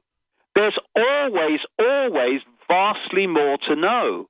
And if the alternative media comes to a certain list of conclusions and stops and won't go any further, then they're not going to get to that point where we go beyond the movie screen that we see to the projector that's projecting the movie. Well, David, here's what I know. What the globalist is doing, well, what we can prove is so over the top, and I want to keep you a little bit longer if you can do it to finish up and talk about what you got coming up next, that the sky is already the limit. And I want to talk about, I want to discuss with you some of those things we know are going on that are crazy, and then ask you where you think it's all going. David Icke, davidicke.com. I've probably interviewed David Icke, let's not exaggerate, 50 times in the last 18 years or so. And I've had a chance to hang out with him a few times in person, and he puts off a really good vibe. I think David Icke means what he's saying. I think he is very eccentric, and I mean that in a good way. And I think in my gut, I know, it's very healthy to just completely go a trillion miles out from this, to look at it from way far back, and then come back and look at it real close, because I look at this world, and let me tell you, folks, we're not in Kansas anymore. And I can't get the public to just admit what's real. I mean, what's admitted in the five senses. And then I just pick up well, I see the trail of destruction behind the globalists, but then I pick up on the way they act and the way they behave. And I've been around a lot of their minions, and it's like their minions aren't even really alive until they're doing something bad, and then they kind of activate and manifest. And I bet it's even wilder than what David Icke's saying. I mean, my gut more and more, and it's never been wrong, just tells me that we're in the middle of something so fantastic. He'll be with us to 20 after. This is a short segment. David, how is the fight going against the psychopaths and their group consciousness, if you look at it from an atheist perspective or, you know, from any other perspective, regardless, this is going on. How is the fight going for human consciousness? Because they're really pouring it on right now to suppress people awakening. And I think this was what you said 15 years ago is true. I see this year and next year, the next few years, as a critical time. Yeah, it is, because in the end, it's a choice. People say, how will it turn out? Well, it depends on the choices that are being made. What you will see now, Alex, is something I've been talking about for a long time, and what we now see. I mean, I was reading an article today which was basically asking the question, what the heck is happening to the human race? Some of these extraordinary things going on with people biting people's faces off and stuff like that it was talking about. Well, going back to what I've been talking about here, the awakening is the awakening to harmony. It's the awakening to balance. And the more you awaken to that, the more you open your mind and expand your mind, the more you start to see the world in a greater and greater way in terms of seeing what's really happening, as opposed to what is supposed to be happening and we're told is happening. People start to see things. And what do they say?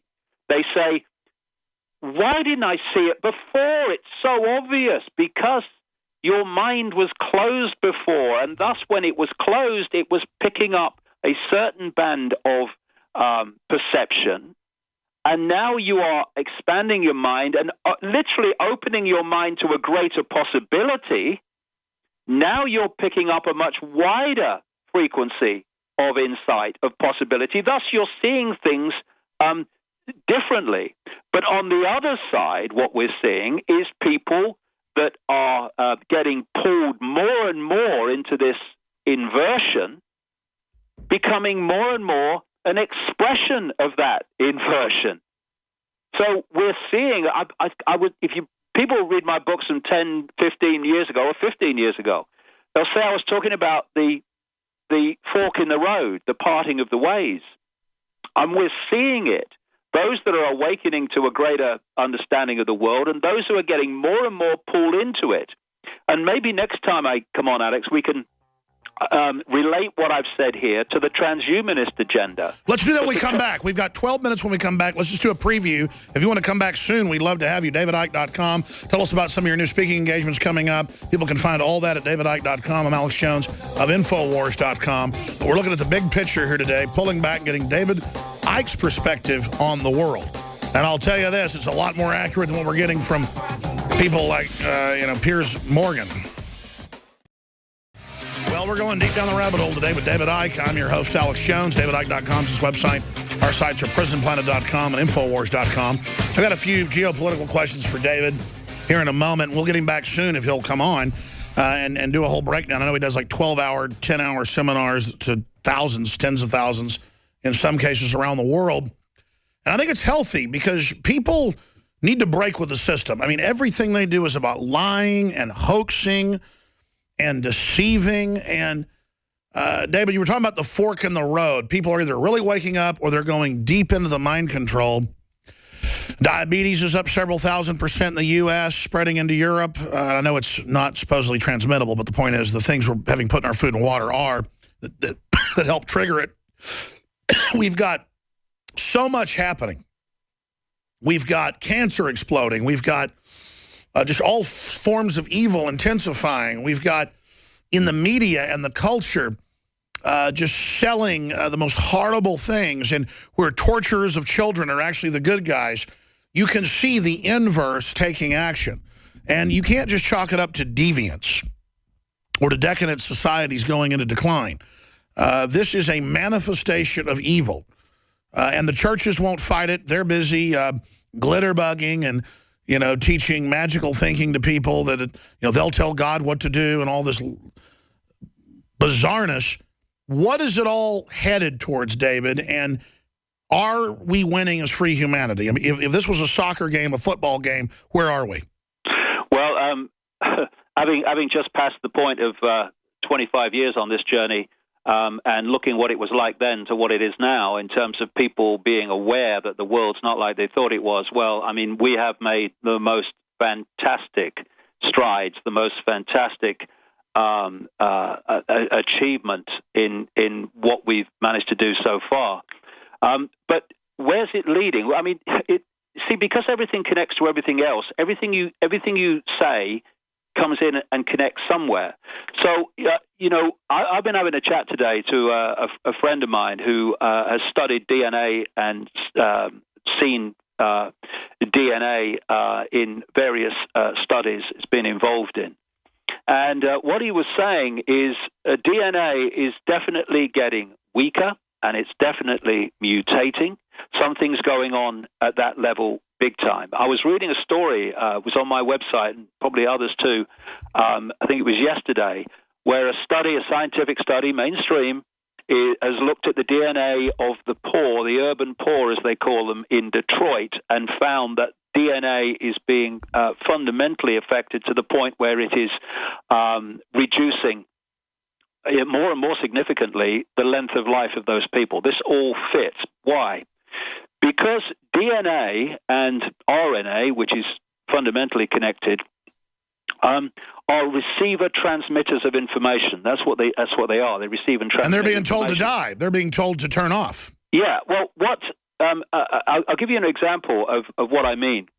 A Russian scientific study changed frog embryos to salamander embryos by broadcasting the information of the salamander embryo to the frog embryo and transformed it, right?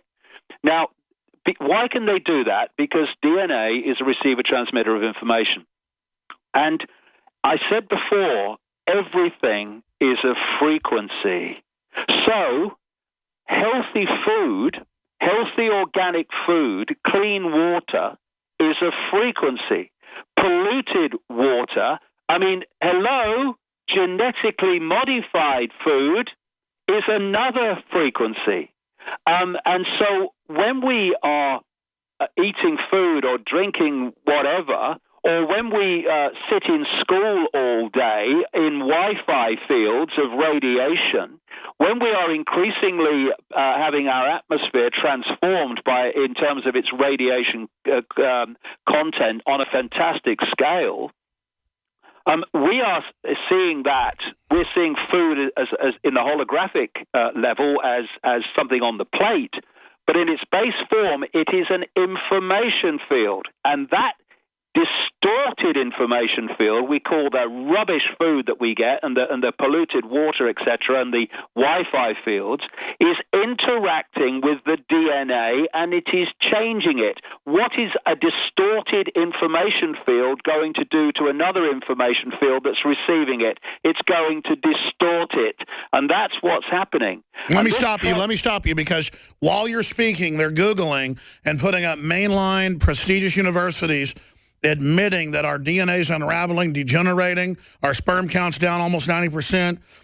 They're admitting that they can charge DNA with the program sequence of another animal, and it will actually imprint that.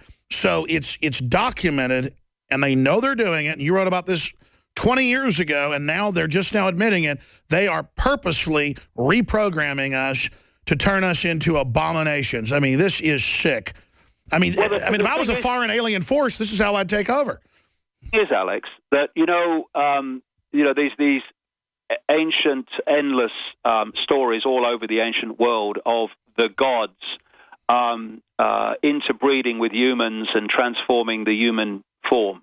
Well, if you understand how DNA works, you don't have to mutate the species and change the species by sexual procreation. I mean, how long would that take?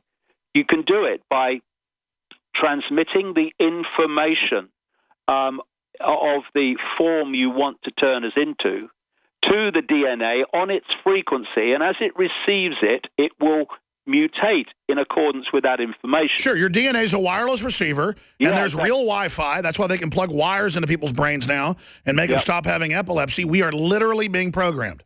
Yeah, and this is where the transhumanist agenda comes in.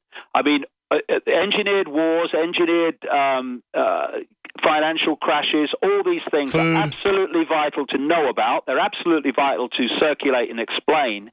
But beyond that, the biggest agenda of all is the transhumanist agenda, because I've talked about the fact that this is a biological computer.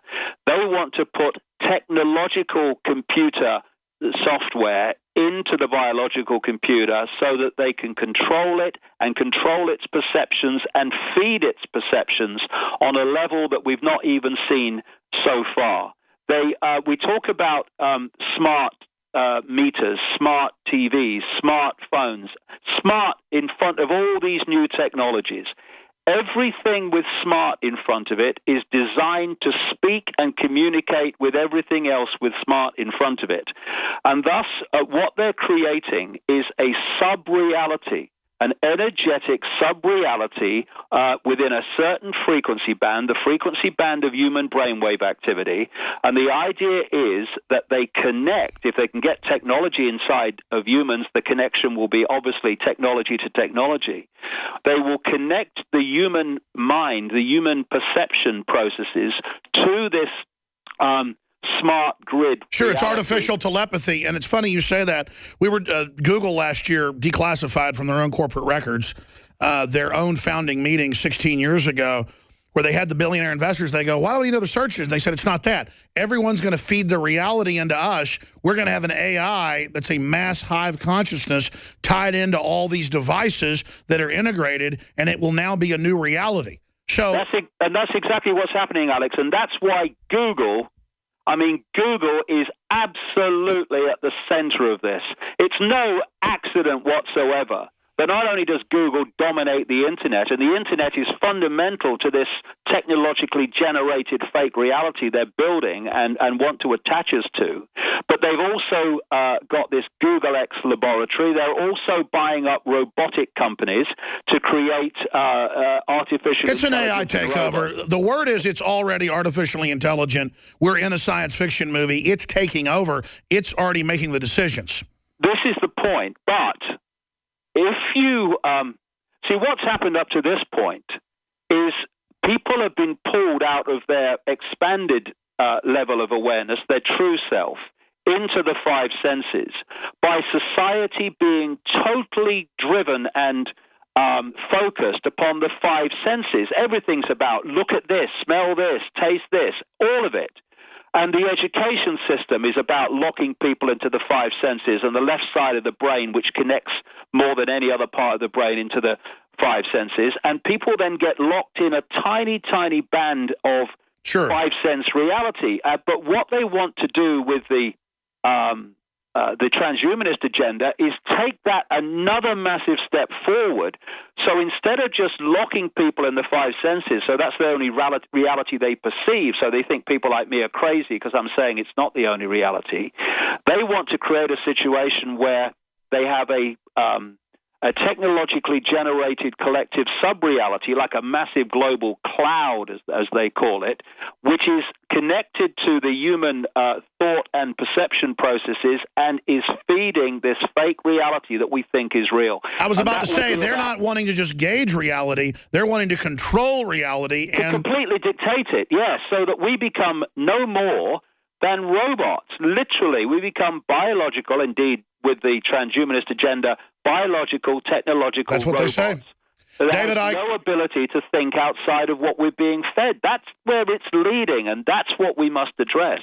Absolutely. Well, I know you've had a lot of projects going, and you just said you can come back on anytime, 2 weeks, a month, whenever you're ready for another hour, hour and a half. Please come on and break down the whole transhumanist deal. You can send some of your slides and documents. We could do a whole David Icke presentation here. It's been so important, I haven't even plugged anything we're doing. Folks can find out all the great stuff you're doing at davidicke.com, your latest book, speaking engagements, and more. David, always informative and thought-provoking. Love the look of your new website. Thank you so much. Thanks a lot, Alex. See you soon. Bye. All right, take care. Now go ahead and talk to him before he goes, Nico, and let's line him up for the next interview while we got him. We're going to come back and hit a lot of the more five senses news straight ahead. We're going to come back out of the rabbit hole a little bit. We're back live for this short segment, part of the next. Dr. Steve Pieczenik has been able to briefly join us today, and then I will get into the rest of the news I haven't hit yet towards the end of this hour. I never even aired the This Week on ABC yesterday where they claimed I wouldn't show up to debate them live when they said that they weren't going to do the interview, basically, and then came to pick me up 12 minutes before it was airtime so they could claim I was a coward. Just all sorts of weaselly behavior out of government-run media. But Dr. Steve Pieczenik, of course, ran the famous Camp David Accords as the psychological expert there. He wrote the manual on psychological warfare for the State Department, helped found the Delta Force with General Boykin and others, and, of course, been a member of the Council on Foreign Relations, co-wrote a bunch of books with Tom Clancy, produced Hollywood films. And he was the guy who came on in early 2002 to say the Bin Laden death was a hoax, and that he'd already, basically died, that he wasn't alive. They'd roll him out later. Then Walter Cronkite came out and said it. Madeleine Albright, Secretary of State, said it. And then they rolled him out, and it was all fake. Well, now Cy Hirsch came out 2 years ago and said it's 100% lie. I have an article coming out. Well, they came after him. He shut up for a while. He talked some to our office. Now he's saying, well, it's just fake that they didn't have a firefight. Only one guy was killed. Well, that's what we were told. A double of Bin Laden, and then it was a military safe house. That's why it was a half mile from the main military headquarters of the whole country. And the Navy SEALs started figuring that out, so they blew up their helicopter a few months later on a set-up mission. I've since then talked to family members of the Navy SEALs, and I've talked to some of the Navy SEALs. The videos are up on Infowars.com. Within a day of the hoax, I said it was a hoax. And then within a few months of the event, we pointed out that they basically had killed the Navy SEALs. And joining us is Dr. Pieczenik. We got 3 minutes to break. We'll come back with 10 minutes after that, sir. Appreciate your time. But what do you make of Cy Hirsch now and all this coming out at this point with the Bin Laden hoax? Well, I've known about Cy Hirsch. We come from the opposite sides of the ideological spectrum, but he's very well versed in intelligence, and he is very accurate. There was no raid. There basically was no stand. The stand-down was, as we said, at Cheney, Bush, Rumsfeld, and basically this was a CIA operation. It was run by the CIA and implemented by the CIA, started by Tenet, John Brennan, And what we have is a real problem of credibility in our military, in our political leadership, and in our intelligence leadership. And what this brings out is like the My Lai massacre, the cover-up is major. It goes from Bill Clinton, Hillary Clinton, it goes to Bush Jr., Cheney, Rumsfeld, and Obama. And basically it puts into place Admiral McRaven, who was in charge of the Special Forces, or the SEAL team, who claimed all this nonsense about how well they performed, and then puts into play Admiral Mullen, who was also a liar. I said it from day one, they were liars. I said they were ineffectual. I said the SEAL teams were blown out of proportion. It was a publicity stunt. And now more than ever, Cy Hirsch has made it very clear. Now, I and Cy Hirsch have not agreed, and I've had a confrontation with him in an intelligence meeting. So for him to come out on our side to basically say the government's lying again and again, this is the key point for your listeners to understand. We have a government that is not legitimate. Obama has lied repeatedly. From the beginning till now, he has lied. Our military has lied. Our intelligence has lied. So we have candidates who are coming in like Hillary Clinton, who also lied. She was part of this. She was a senator. Well, Doctor, stay there. I'm going to come back to Dr. Steve Pieczenik after this quick break to break down what does it signify, though, that CNN's top headline would be this and that Cy Hirsch is coming out with the truth now, or a limited hangout? What does that say is happening inside the power structure? Stay with us. Dr. Steve Pieczenik is our guest. Then I want to air the Face the Nation thing that I never really got to yesterday or this week, whatever the stupid Sunday propaganda show is, where they just lied and said that I didn't show up to the interview. They said, we're not doing it live. And I said, well, I'm not doing it taped. And they didn't respond back and sent a card, 12 minutes to airtime. Just the stunts they play now to try to win points. And everybody knows I go on live shows. I'm going to tear these people apart. I want to ask Dr. Pieczenik his take on Jade Helm and all the drills the government's got them doing for civil disturbance and where he thinks it's all going, what they're gearing up for. Dr. Pieczenik's talked about the states being the answer to getting control of the federal government. Well, yeah, and they're preparing and training the military to try to take on the states. People say, well, that'll never happen. Well, with the criminals we've got running things, it certainly might. And they're really worried about Texas. So we'll get Dr. Pieczenik's take on that briefly here in a moment as well. But if you go to Infowars.com, you'll see flashback, proof Bin Laden death, another government lie. Infowars report 4 years before Hirsch revelations. And then we break down the day after it happened in an 8-minute video that it's a hoax. That was May 2nd, 2011. And then proof Bin Laden death, another government lie. We've got interviews with Pieczenik in there. We've got interviews with the family of some of the dead SEALs, multiple families. And we've got more current breakdowns of this. But I want to explain something to people. We've broken hundreds of secret documents here and hundreds of others that are restricted. And it's very dangerous to do that in this climate. You know, if we meet with a Navy SEAL, and I talk about it on air, you better believe we did. Or if we meet with a family of a Navy SEAL who died, that's what I did a couple days after the helicopter blew up and they got rid of them, a few months after the fake killing. And the families and what the SEALs believe is that it was a body double they were there to take out. There wasn't a big firefight outside. The other helicopter just blew up. It was a half mile or less from the main military base of the whole country, their headquarters and their main academy. And so we never knew exactly what happened, but people on the ship said there was no burial at sea, so they court-martialed over 100 people. And it's just been one big cover-up. They lied about the Situation Room photo.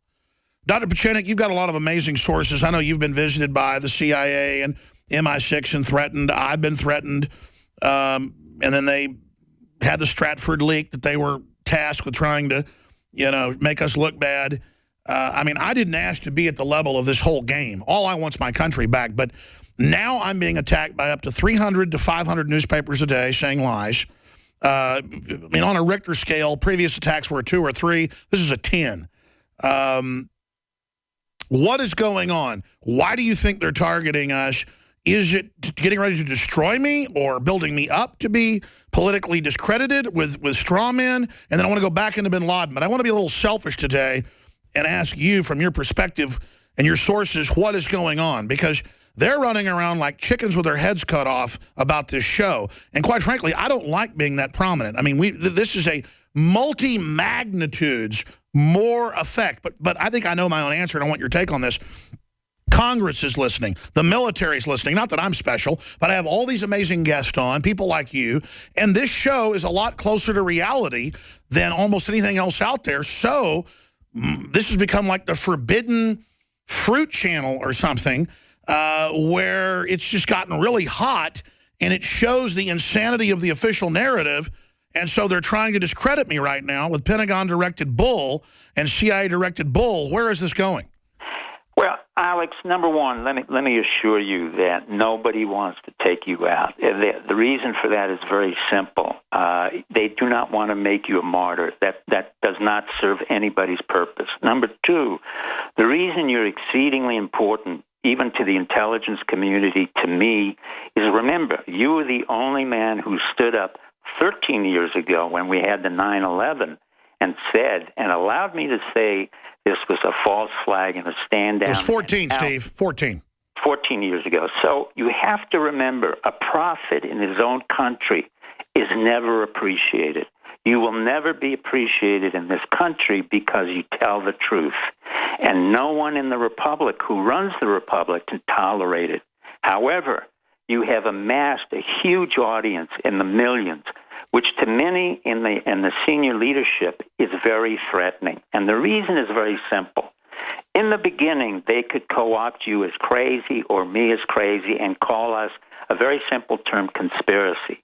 However, fortunately, your audience and the American audience is too smart, far too smart, to buy any of the narratives that were sold by Clinton, the Bushes, or by the CIA or the military. And eventually what happened in the age of the Internet, you were able to take that narrative without deviating an ounce, without backing off, but having sponsors and having someone like me say, keep going, Alex, you're brave, don't worry about it. They will not attack you. I've been attacked with propaganda and other things by different camps. I know it's not one monolithic system. It's just to be 41 years old and to have no exaggeration, one day last week, 500 news articles and lying about me. What nerve have we hit? Is it they think we're weak, so they're going in, or they think we're strong? Because, I mean, I can handle a lot of pressure, Doc, but this is starting to get like the Twilight Zone. Well, the point is that is a sense of recognition and admiration. Remember, you're being lauded by the fact that they feel you're a threat to them by continuously cutting into their vulnerable point. It's a badge of honor, and the audience understands that people all over the world listen to you, and this republic can no longer stand the way it is. It's falling apart. Well, I just want the establishment to understand this, and I say this selfishly for myself and my own family. People get this stuff now. I'm not the only one talking about this. There's thousands of other prominent people that get the paradigm now. So doing something to me is not going to do anything. Except turn me into a martyr. But the thing is, I don't hate the government. I don't even hate these special interests. These people are almost blind, Dr. Pieczenik, in my view, in that they don't look at what their actions are going to do 10, 15 steps down the road. They're destroying the empire itself. They're destroying the country. They are going after the press. They're going after our industry. They're just doing crazy stuff, and I just don't see it. I don't see this elite being able to continue on. That's all I'm saying. And all I want is prosperity and stability, Doctor. Let me pull back a little bit and explain something to you. We are not a monolithic entity. I've said that before. But your ability to penetrate through and hit at the nerve spot allows different elements of the government, I won't identify which intelligence communities or which elements, to allow them to push back. I'll give you an example. Why was this story by Seymour Hersh released now more than ever? Nobody's asking that question except you.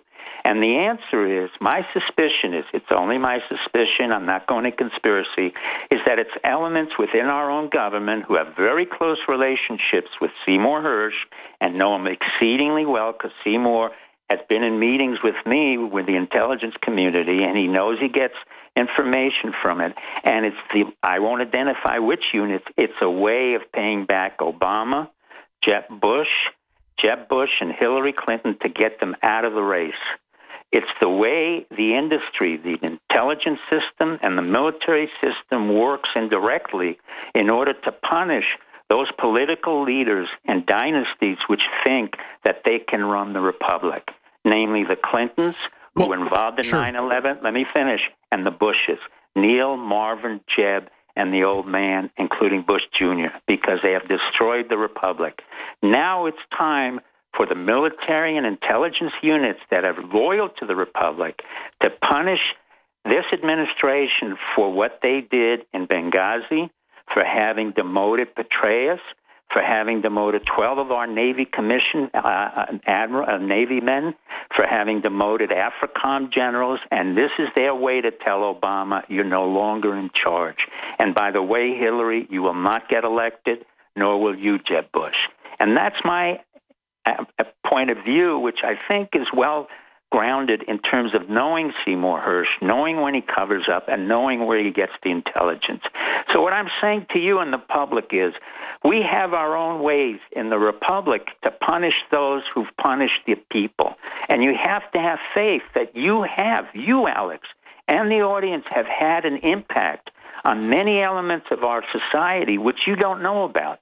And some of them I don't know about, but there are many who I work with and can criticize because this country allows you to criticize as long as you serve it. That was my next point. That's my next point. Then I want your take on this, then we'll go back to the Bin Laden situation. Sure. We'll have you back for a full hour soon if you can do it. StevePieczenik.com, best-selling author, joins us right now, former spy chief, basically, with the State Department.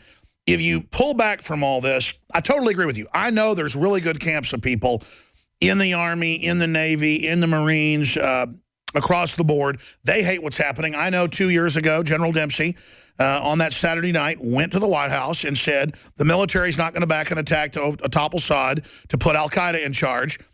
We're not doing it. So there is, just like Eisenhower warned of the military-industrial complex, he meant the special interest manipulating it. People always ask and say, well, tyranny couldn't come, our military wouldn't put up with it. Well, that's actually true. Our military has been saying no over and over again. That's why these bureaucrats are so angry with it, is that it's not perfect, but compared to them, it's you know, a whole different world. And you're right. I know for a fact when the FBI or the Justice Department subgroups or state police or federal marshals give us documents that turn out to be accurate every time, that burns the police state, it's because they don't like it. And there is a war going on from every different angle between different stratas, and it is good versus evil. And I mean, I agree with you. All this stuff coming out on Hillary and how she lied about getting shot at in Serbia is the inside system saying no to these dynasties and trying to reform things. So in this fight, I understand we're used as a conduit, because I'm the only person, at least in the past, crazy enough to stick my neck out and do this stuff, to go forward in the future. So what does that signify, and how is the fight from your sources going internally for the future of the Republic? Well, I'm more optimistic about the future Republic. Number one, without you know, caressing you or lauding you, you and I know we've gone back a long ways when you were very young and very courageous, and you were able to state exactly what I said, and we made the prediction that 14 years from now, after 9/11, some president is going to claim he killed Osama Bin Laden, which we knew was nonsense. Secondly, you have to remember, when I walk around and see different people, some people may recognize me, but you know the first thing they ask me about? It's not Tom Clancy, my partner. It's about Alex Jones. And I said, well, how did you know who I am? He said, well, I heard you on Alex Jones. You are everywhere. I go to Europe. You're everywhere. In the Middle East, you're everywhere. So your voice is not just the voice of Alex Jones. It's the voice of truth and a prophet that within his own country has made an impact. Now, let me tell you, the intelligence community is a very rich and wonderful community. It's filled with individuals who feel very strongly about our country, but they can't come out in public and say what they want to, and especially in the military. I can't tell you how important General Martin Dempsey has been to our country in terms of restraining the wars, in terms of focusing, in terms of running our military in a time of uncertainty. Next question, who's this new guy? I don't really know him. I can't say anything. He's a commandant of the Marine Corps. I'm a great admirer of the Marine Corps. It's improved over the years. They've become very effective in what we call the human topography. In other words, they've learned about psychology and anthropology, but I really can't comment about any of that. I think it's important that we rotate through the chairman of the Joint Chiefs of Staff. But there are people who have not worked with us, and that is what you're seeing now. I think Benghazi and I think what happened to Petraeus had a major, major impact on military and intelligence community, and especially a White House that was not very effective or very developed as in the Obama administration. They specifically do not want Jeb Bush anymore. They're tired of Bush. Bush is a liar. He worked with his brother. They're tired of Hillary Clinton. It's more than just her lies. It's the corruption that she's had with Russia, uranium, and with Bill Clinton constantly lying, constantly degrading the republic. And our military and intelligence units will not tolerate that. Sure. Well, we know the Clintons have been blackmailing with all the files they've got. But you can see that that people in the system are sick of them. Correct. But, Alex, you cannot... I know it's hard for you, and I understand it very well. That's why I often volunteer to kind of give you and say to the audience, look, take a break, but you have to keep going on. This race is not a short-distance race, and you've done a formidable job over 14 years, but there's going to be more years to come because whatever we're going to elect, and hopefully it will be the Scott Walkers, the Rand Pauls, the people from the Midwest, the young Christians who come out of something that doesn't have any kind of tainted background and can begin to understand what our country needs. And it needs leadership. It needs to consolidate. It needs to close down our government units. But you're the voice, and that voice is going to attract a lot of dissident behavior, and that's okay. Well, I'll tell you what it comes down to. I mean, take this military drill. It's just more conditioning, more of an attempt, because I think the country's going to collapse to get ready for that. We never said Jade Helm would be the takeover, but everybody from the governor of Texas to Senator Cruz to Senator Paul to Congressman Louis Gohmert to Chuck Norris, came out and said, I love our military, but I don't trust who's running it. Well, Chuck Norris has got incredible military sources. The Special Forces love him. He hangs out with them all over the world. And I'm not going to say what I've been told and things. We're going to have some news tomorrow on that subject. But it's not just me. I'm just one little iceberg sticking up. Under the surface, what you just said, the military is so awake and knows what's going on. That's why the political elite, these globalists, better get their act together, because what they've got planned for this country, taking it over, setting up a police state, the dog's not going to hunt, Doc. Well, let me tell you one thing. Number one, the police state can no longer exist, and it's not viable, and I'll tell you why. I live in the South. It is very hard for any policeman on a national level to be able to infiltrate any particular area of the South because it's very fragmented and it has its loyalty to the local community. I can't emphasize enough how important it is for your listeners to work at the local level with the local police, with the local mayors, the local commissioners. They are far more powerful than the President of the United States, than the Chairman of the Joint Chiefs of Staff. We have military officers who work at the local level. I've got a military officer who works in my area and at the same time is a commissioner. He's not taking over the government. He's learning how to run a civilian government while at the same time being able to service his country, what we call the Patriot. That's what happened in 1776, and that's what I'm beginning to see all over the country.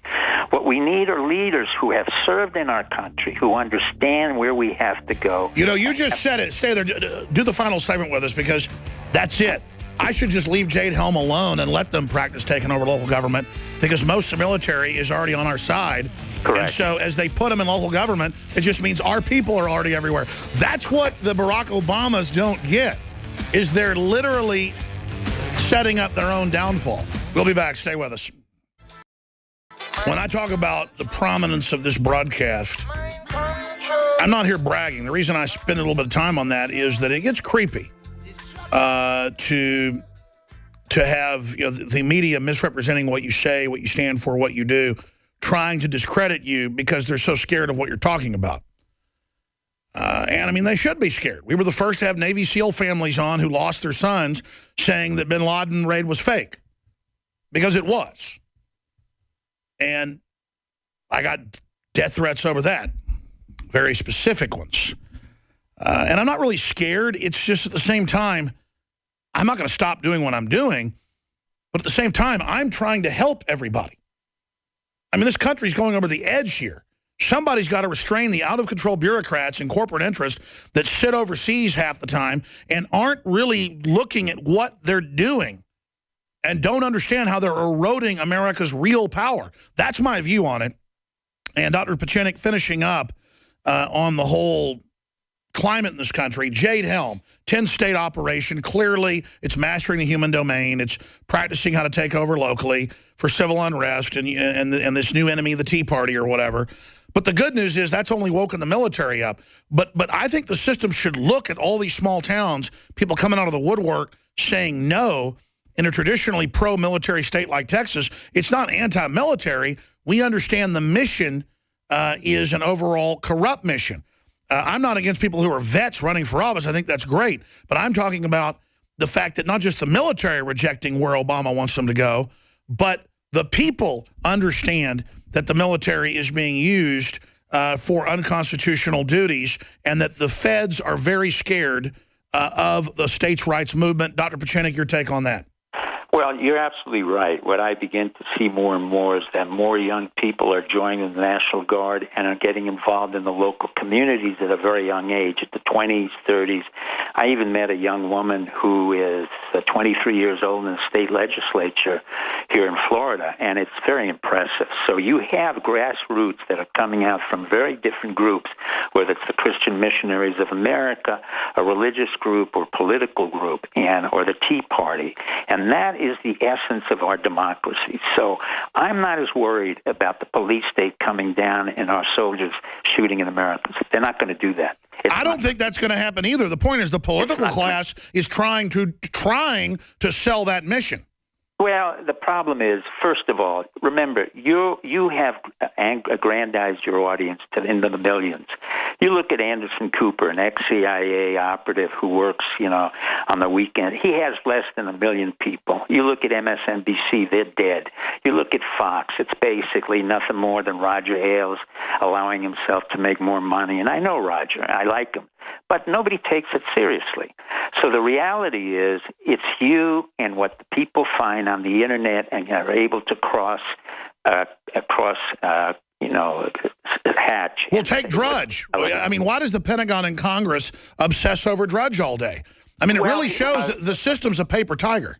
Well, yeah, that's true. But on the other hand, you have General Dempsey, whose real concerns is how many guys can I send into Djibouti? How many guys can I send into Iraq? How many special forces can I send into, anywhere near Iraq, into Jordan to protect them? I mean, we have serious problems that are being addressed in a serious way, where most of the time they're being asked about sexual harassment in the military by senators. That's another question. Do 5 more minutes. 60-second break, StevePieczenik.com. Steve Pieczenik's our guest. I want to ask you when we come back in Overdrive, some stations don't carry it, Infowars.com/show. What is the elite doing harassing the military structure at every level? If I was a foreign enemy, this is how I would have wrote it, with all the political correctness training, all of it. And what's going on with ISIS from the information you have? Final segment, straight ahead, Infowars.com. All right, folks, we're into Overdrive. We're going to go ahead and kill the music. I want to have the maximum amount of time to finish up with Pieczenik. You understand, selfishly, I'm going to ask some of my own questions here, but you heard the questions I asked as we were going to break. Dr. Pieczenik, go ahead.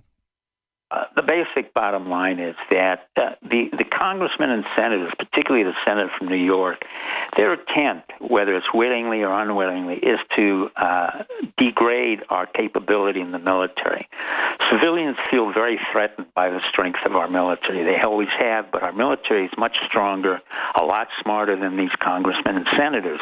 Many of our generals have PhDs, masters. I mean, Keith Alexander had 4 masters. General Petraeus had a PhD. So these senators are very low in terms of the intellectual gravitas, where you have commanders who are literally in action. And I've warned our commanders that if they continue to appear before Congress and Senate and go over this nonsensical issue of sexual harassment, where now our own soldiers have to wear high-heel shoes in order to feel what it feels like to be a woman, that's degrading. But it's really... By the way, if you're a new listener, they made them wear ruby red slippers. Correct. I mean, this is just mental illness. Well, it's not only mental illness. There should be defiance within the rank, and just throw out the generals or female generals or male generals who insist on it. This is inappropriate. It's a command and control issue. It's not acceptable. The second thing is, where the CIA, a civilian unit, has created troubles, like in ISIS, like Iraq, with Bush Jr. and Cheney, where they were not able to complete their own task, where it was an inappropriate task to attack Iraq. Iraq was created, ISIS was created from generals who escaped thanks to Jerry Bremer, who was an inept individual, part of Opus Dei, a man who was never qualified for this, and demilitarized the Iraqi army. Now they have the unit of the Iraqi army, which attracted Sunnis, and then in turn our military has to go in and clean out what the CIA made a mistake. That is a history that has gone on for 30 years. I've worked with both the CIA and our military intelligence. For the most part, our CIA has left a legacy of ashes, as Eisenhower's repeated, and the military's had to clean it up, be it Vietnam, be it ISIS, be it Iraq, Yemen, Somalia. And so now we have an internal fight that goes between the civilians and the military.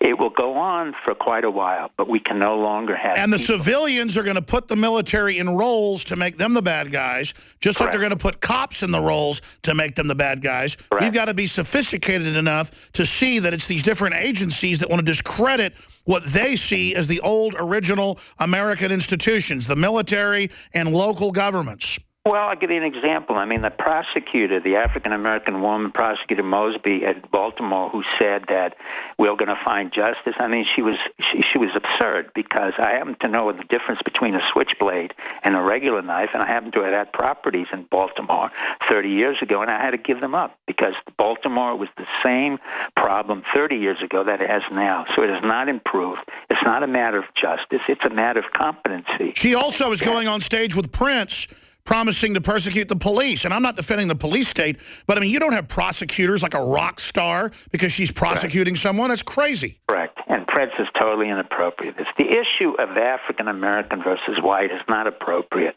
Obama should have cut this off quickly. I think we have an attorney general who's quite good, Lynch, who will not get into this problem, and we can solve it. I think we have an FBI director, Comey, who defied Bush Jr. before, and I think that's going well. And we have a general who's defied the president's orders. So we have people who are really Americans who defy what the orders are, but do it quietly, and then retaliate through guys like Seymour Hersh. And that's definitely a retaliation against the Clintons.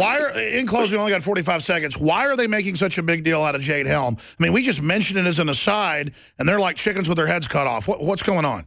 I have no idea. They just pick a particular individual for Jade Helm, but the truth is the far greater story is the story of our economy as it moves forward, and China and Europe and Russia are going down. So that's sure. I talked to the governor's chief of staff today, and he said, look, we're just ignoring Jade Helm and trying to go ahead with the economy.